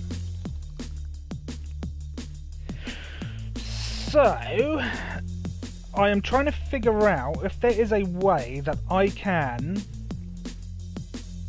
sidechain as a whole.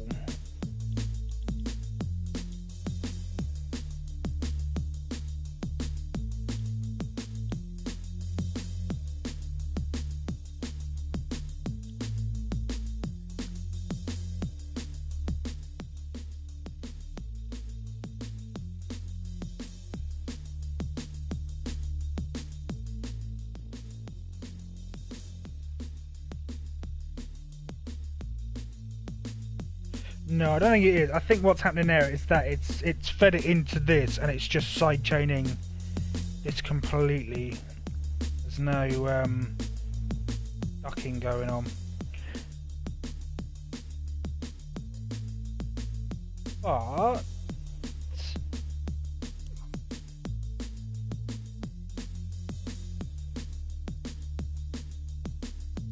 that's the hats. If we get our one again, get this, and then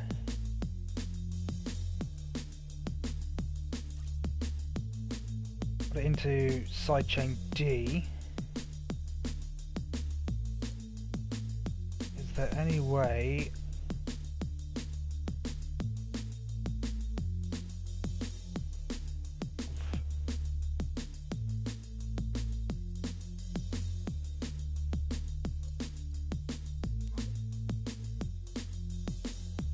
no, because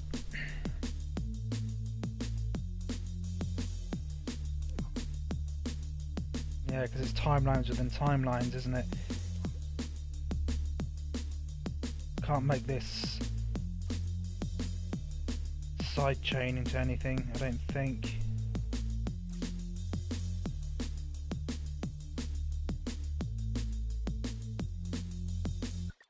Okay, let's stop that before it drives you insane. It doesn't look like in sidechain.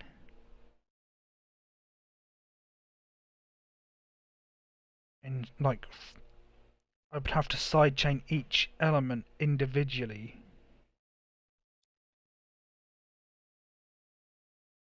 I think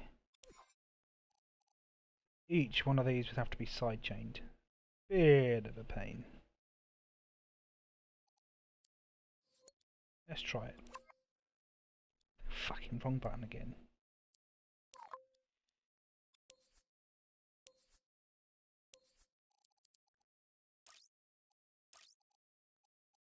Okay.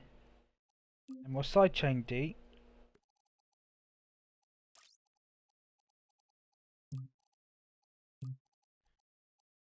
Sidechain D. And sidechain E. I want to keep these open because... Hang on a minute. Is there actual... Is there a sidechain? No, there isn't. Channel. Voice channel. No, there's not a... I have no idea what that is. Speaker. Nice if there was a compression channel or something of that ilk. There isn't. So, this is one lot. I need to get towards this one here. No. No. One. Right. And boom, boom, boom. And again. Sidechain those all to G. I have no idea if this is going to work. This is really messy though.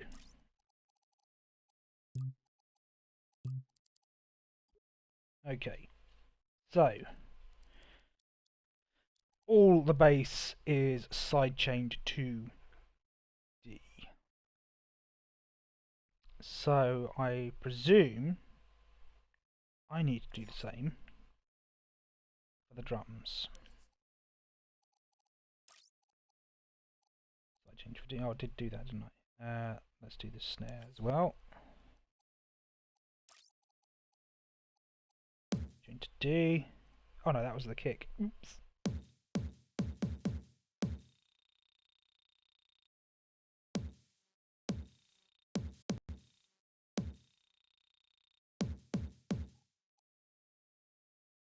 Sidechain amount.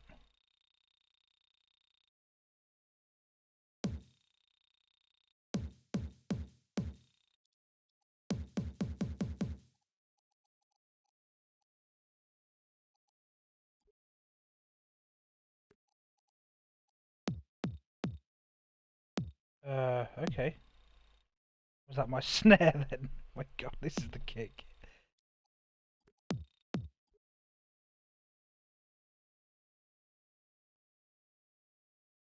What's going on?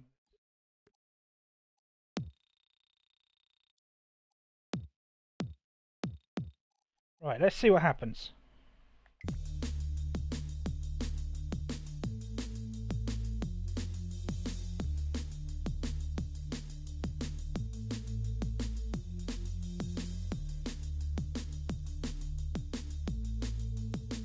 Ooh, okay. Let's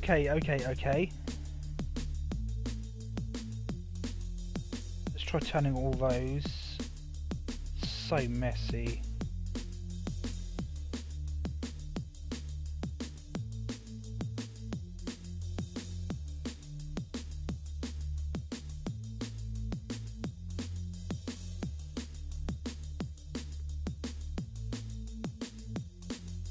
There we go.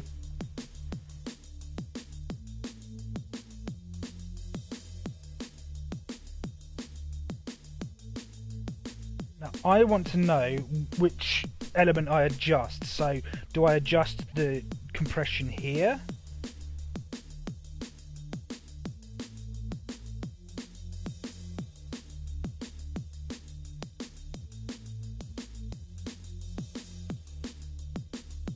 I don't think I do. I think I leave the compression here and I adjust it on this. So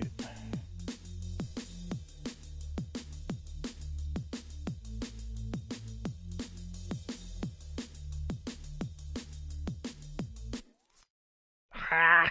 Sign.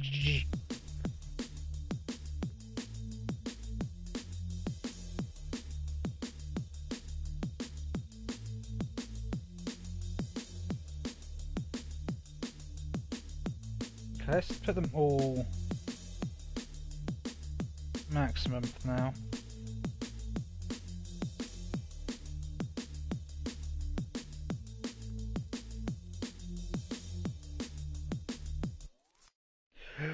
My God!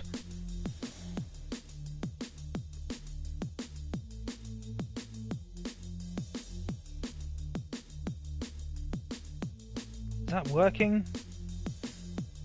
Has that made any difference?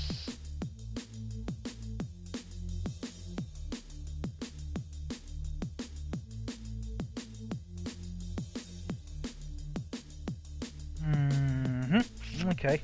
Ah, it's confusing. I think it's making a difference. It's hard to tell. There's no...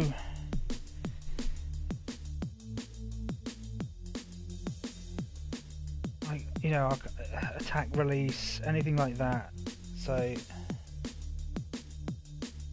I don't know what's affecting what, really.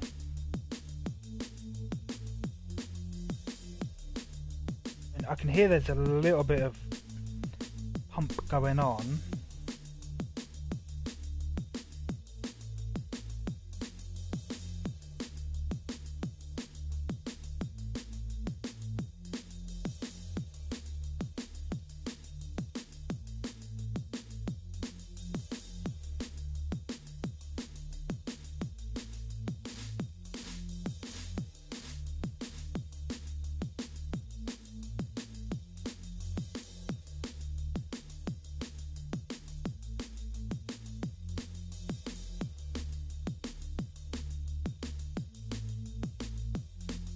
Yeah, so that's definitely how I'm getting the sidechain over.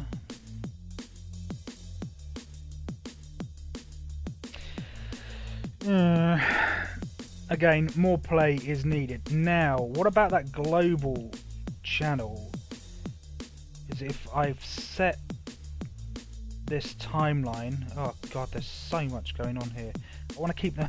Kind of want to keep them open so I can quickly switch all the dynamics off if it doesn't work. Right, let's get back to this here. Oh my God! I want you.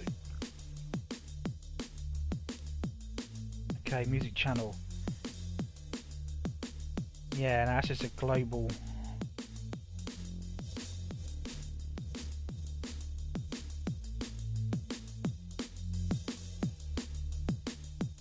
Yeah.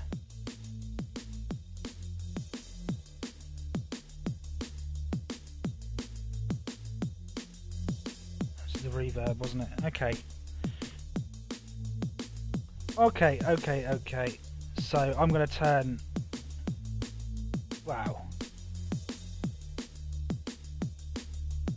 Nah, sorry, I'll turn them all off for now.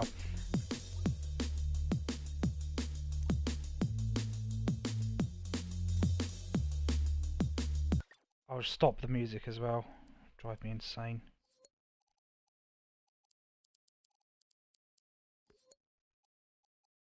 Okay. I will adjust because I did. Oh, for God's sake! I did have compression on my drums already, as far as I can remember. So we shall ditch all this because I couldn't get it to work properly anyway. Okay, no, that's another. It might be a case of that. I need to figure out. Oh, Oh, oh, hello, dirtiness. What's that?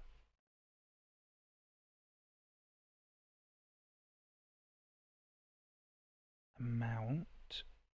Right. Mount and dirtiness. Right. Okay, okay, okay.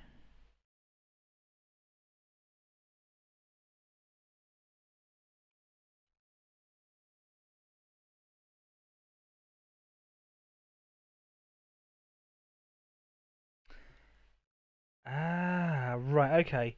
So it looks like it's kind of a basic side chain. I don't know. You must be able to make a bit more of a pump. I might have to try it with like I have in Logic, where I have a um kick drum setup. So I have kick drums at 4 beats, 16ths, quarter notes, eighth notes, all that. But I have them muted so they don't actually produce any sound, or their outputs are muted. The notes themselves are still live. I don't know whether I can do that in this, because then I can use those. They're like kind of ghost channels, and I use those to create a pumping effect with sidechain. And I have them in every. I've have got in a default project, because sidechaining is really useful for creating that kind of sucking or movement or something in lots of different sounds. So I'm going to experiment. I might experiment offline with that, because it could be quite an extended process. When it comes to, I've noticed a couple of comments coming up, guys. Sorry, people. I will get to those when I can.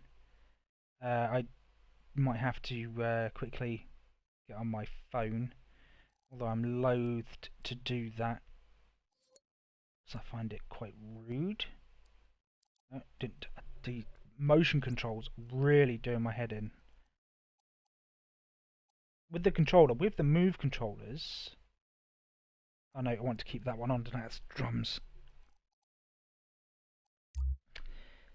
With move controllers, yes, it's frustrating, like moving around, and yes, there are but I've got used to it. I've got used to the kind of kinks with the move controllers, so you have to bear with me, because using the DualShock, this is my first go.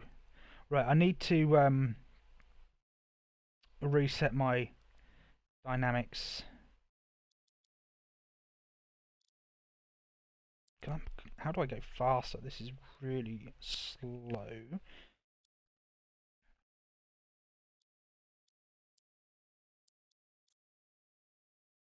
I need to reset my dynamics for my drums,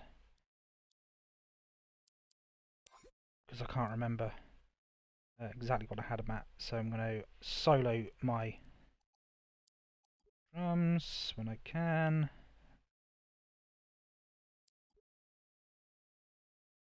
Oh, that is my drums. Why is that saw lead? Like a saw lead. Not a saw lead.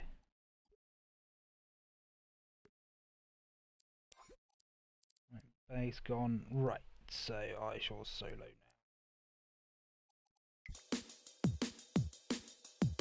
now. And this was my kick, wasn't it?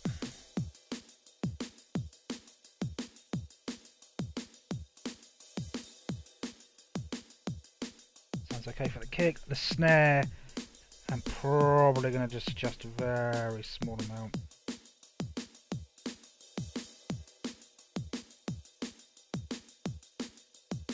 It's too much. Doesn't sound very nice at all.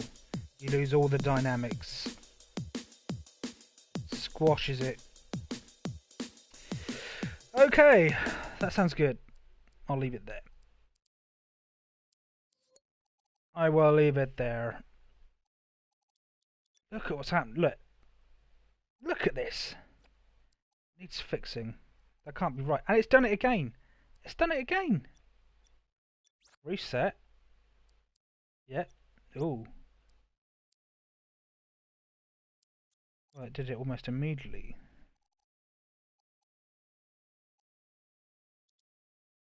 Stay still. What on earth is going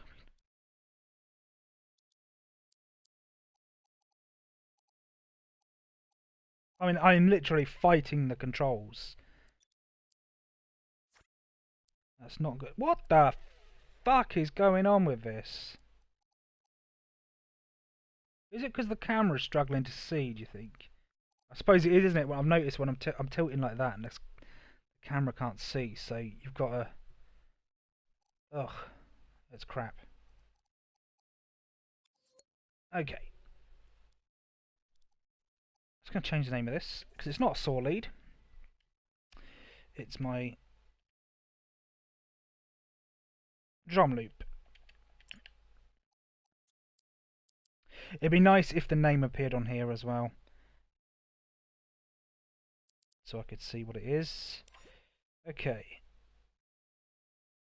So for now, was that a global effect? No, that was master mixer. I'm going to leave those in actually, the channel and the mixer, because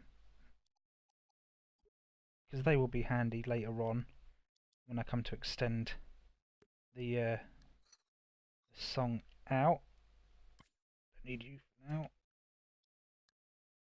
I'm thinking what I will add next. And like I said, I'm not trying to make a large, decent piece of music. I'm just keeping it 4 bars for the moment, just while I figure things out.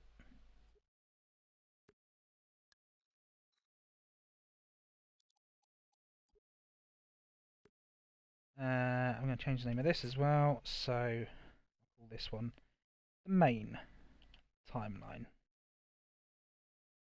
Keep it nice and simple. I'll call it TL because I'm fucking cool like that.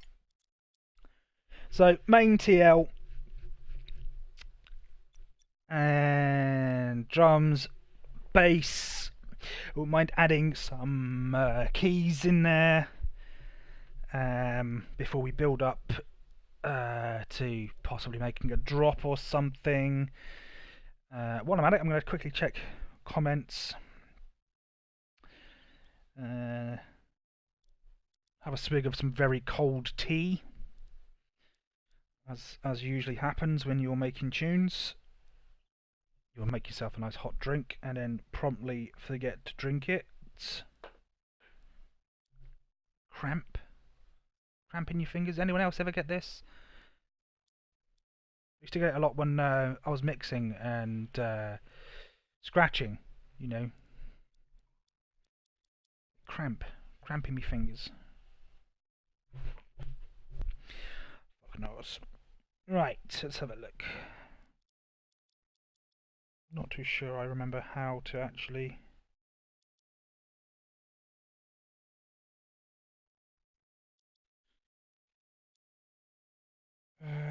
where is it? I would have to go to my channel.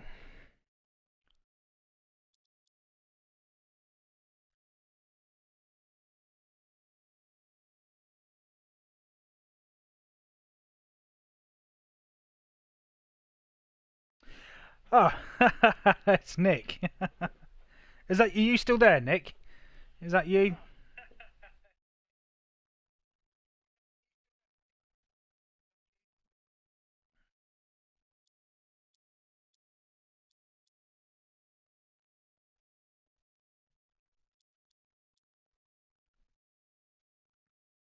Or am I the only viewer?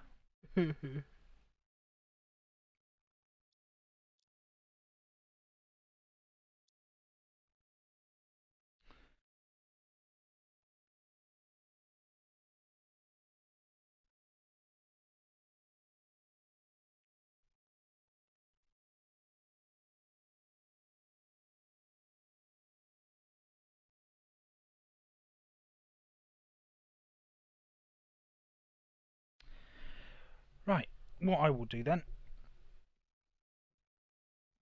is I will have a quick look.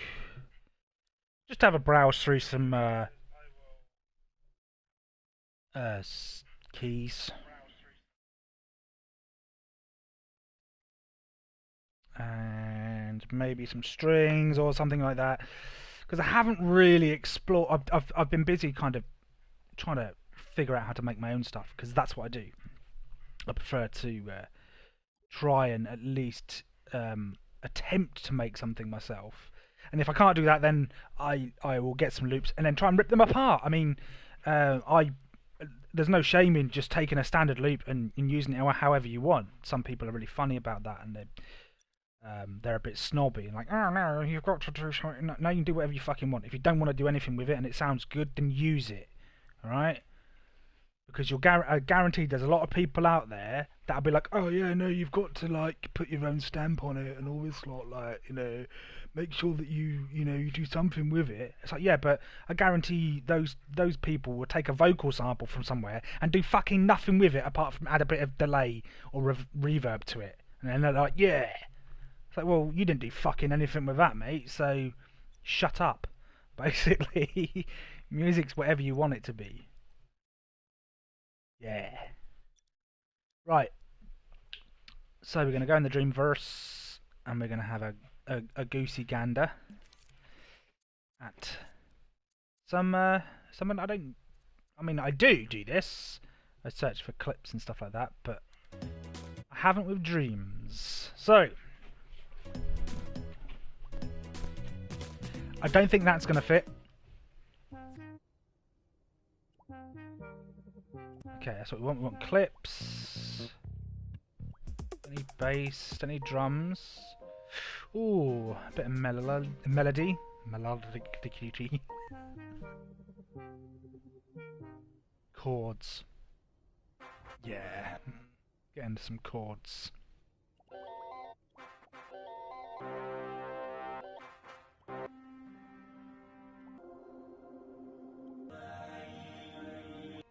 Choir of Tom.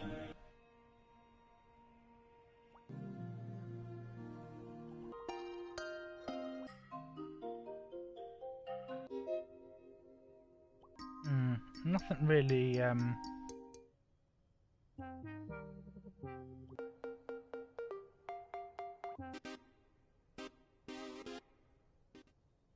a bit of 80s chords.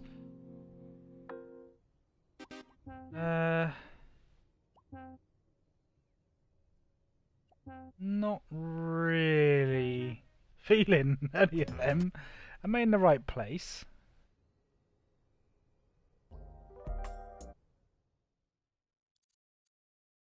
Instruments, sound effects, effect fields, clips. So it was.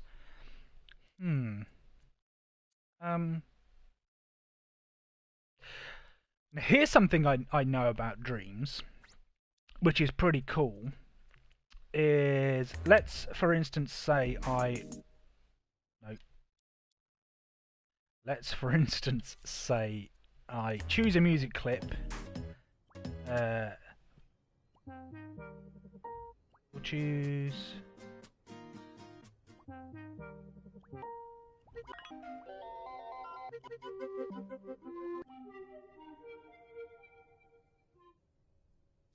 okay, we'll choose this early chorus melody. It's probably going to, I don't know whether it changes to the right key or not. Let's have a listen. See what it sounds like. If you press the right button.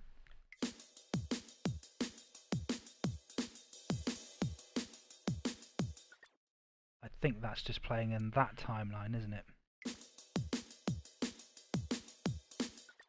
Have I soloed the drums still? I bet I have. Yes, there we go. Right.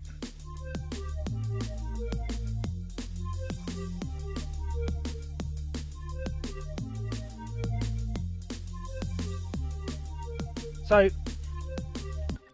it sounds like it's pitching it. It's also obviously stretching it to fit whatever BPM I have it at. Now, I presume I can do this. I've seen something similar done with clips, so I should be able to take this and and change it on the fly to whatever I want. So if we go all the way back, my God, it'd be nice to have a quick. Is that a quick? Ah, right. Okay. Well, that'll. No, that's instruments. Yes, no, that's what I want, isn't it? Ugh, idiot. So yes, I want instruments. And we will go... Okay, we'll go vocals.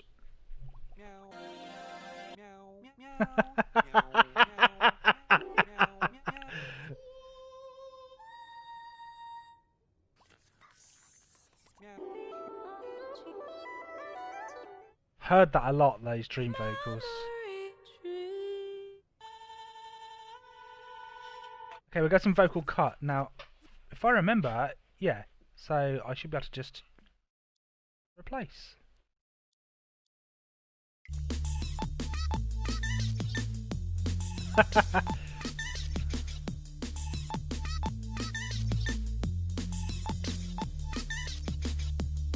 Might have to pitch that down a bit.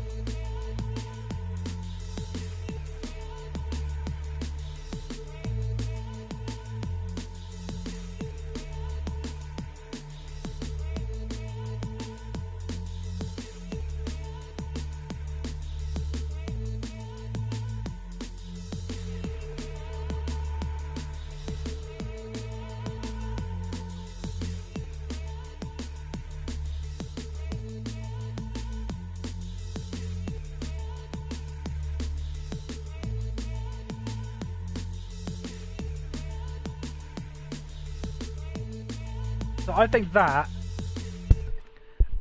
pretty cool that I can just take something, plop it in my timeline, listen to it, I think, yeah, I like that progression, or I like the notes, or I like something about it, but I don't like the actual instrument or bass sound, and then take something else and go, oh, I really like that, but I don't like the notes or the arrangement, and then just completely drop it over it, and then boom, there you go. And with a little bit of simple adjustment, I had to adjust the pitch, really. I didn't have to add a delay or anything. And you've got something completely different, but sounding quite cool as well. Oops. Okay. My God, these controls. You see what I mean? I keep going to the top here, like it's a window. Right, I'm going to tweak some more, so if you'll indulge me.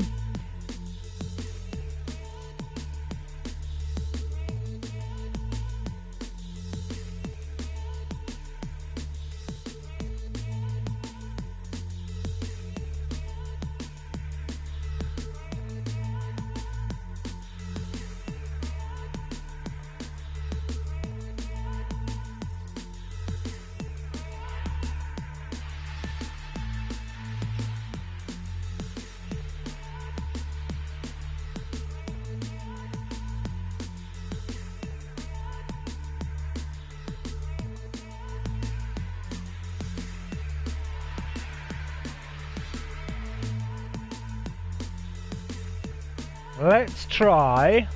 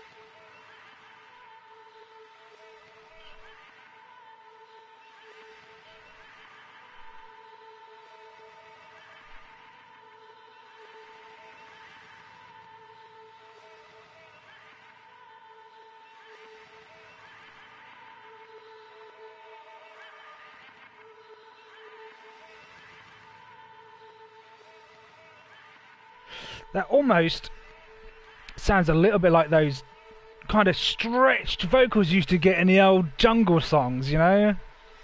It's pretty how they did it, actually, but granular synthesis. I'm not too sure. So I mean, it's stretching it. Now this randomization, I have no idea what this does. Rain reverse, where?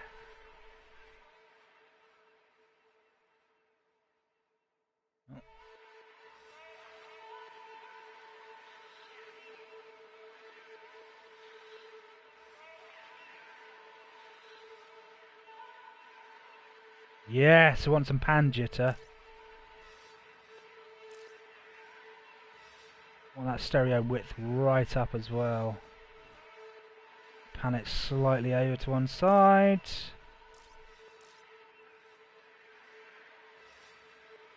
Shape jitter.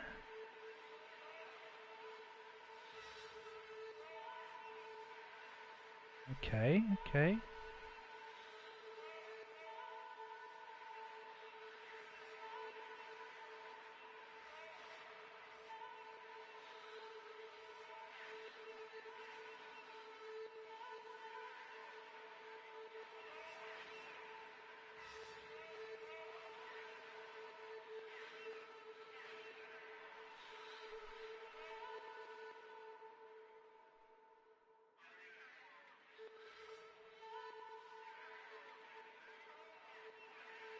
It's absolutely insane.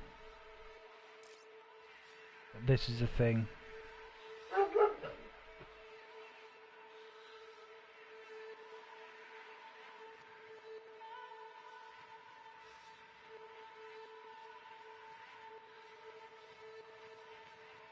Okay. Oop, nope. Didn't want to do that. I want to do that.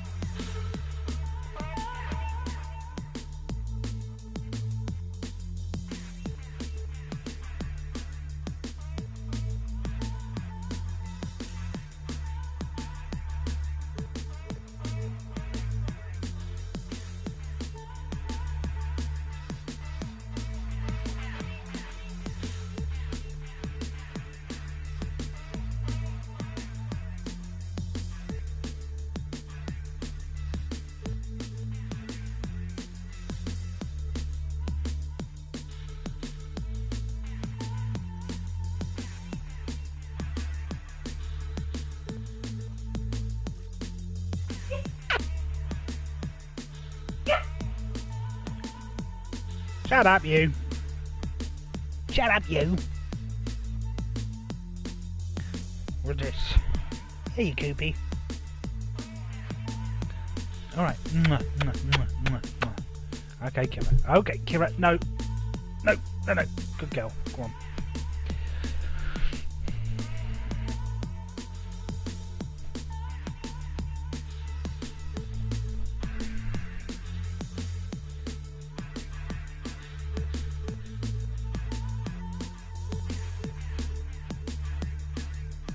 Okay, I realise I've not said anything for ages because I've just been fucking around.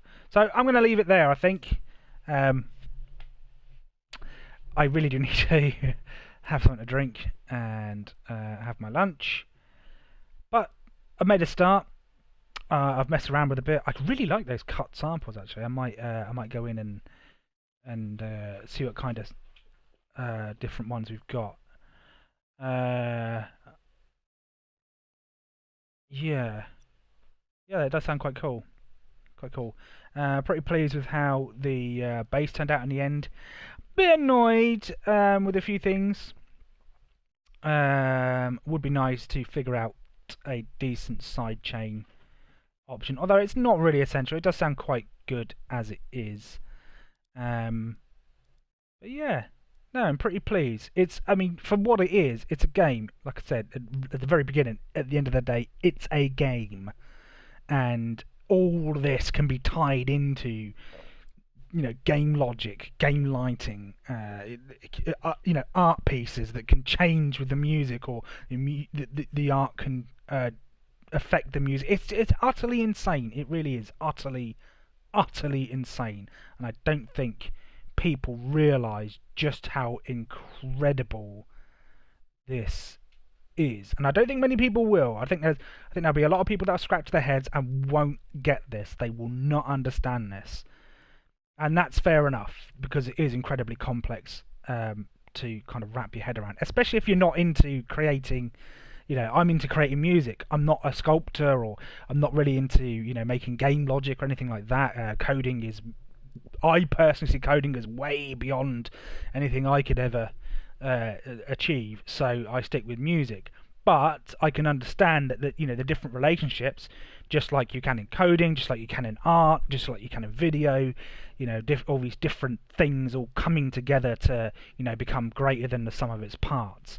And that's what this game is. It's just a massive amalgamation. It's just a portmanteau, really, of everything. Absolutely everything, and it is phenomenal. I'm interested to see what kind of review scores it will get when the full game's released, because you give this to the wrong person, I think they're gonna have a bad time with it.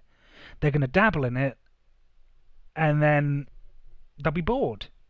Because they won't know what to do. It is very complex. Hopefully there'll be some tutorials by then, and the community will pull together and make some tutorials to help other people out. Kind of like a little bit of what I've been trying to do today.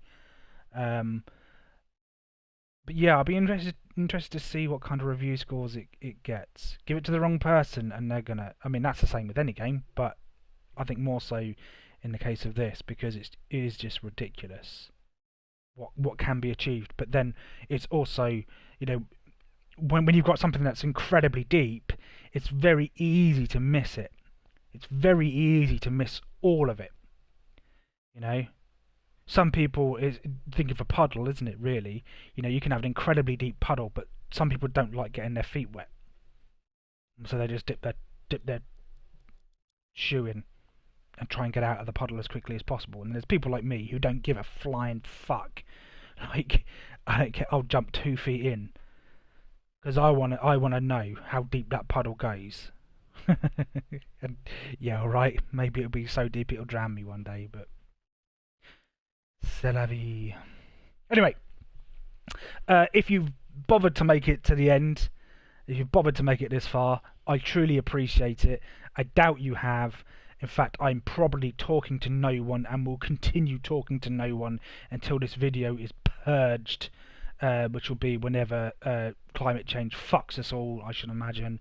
But if you have made it this far, thank you very much. I hope I've been of some kind of help to you, um, by all means, follow me on Dreams. You can follow me on Twitter, although I generally post more political stuff on there because I'm a dick like that. Um, but follow me on Dreams. You will find me under the Jimp with 3 eyes. If you got stuff that you're sharing, great. Everything that I create. I don't know if you can make it. You can choose to have it remixable or not. But if there's a choice, it will always be remixable. Big believer in remixing. I don't really care about content ownership as such. Just give credit, which this game does automatically, so you don't even have to think about that. So yeah, credit where credit's due for all creators and people that are trying to figure their way out through Dreams, and hopefully together we can all come up with something utterly unprecedented in the music, gaming, audio, visual sphere. So yeah, again, thanks for watching, and enjoy the rest of your day, and happy music making. Peace out.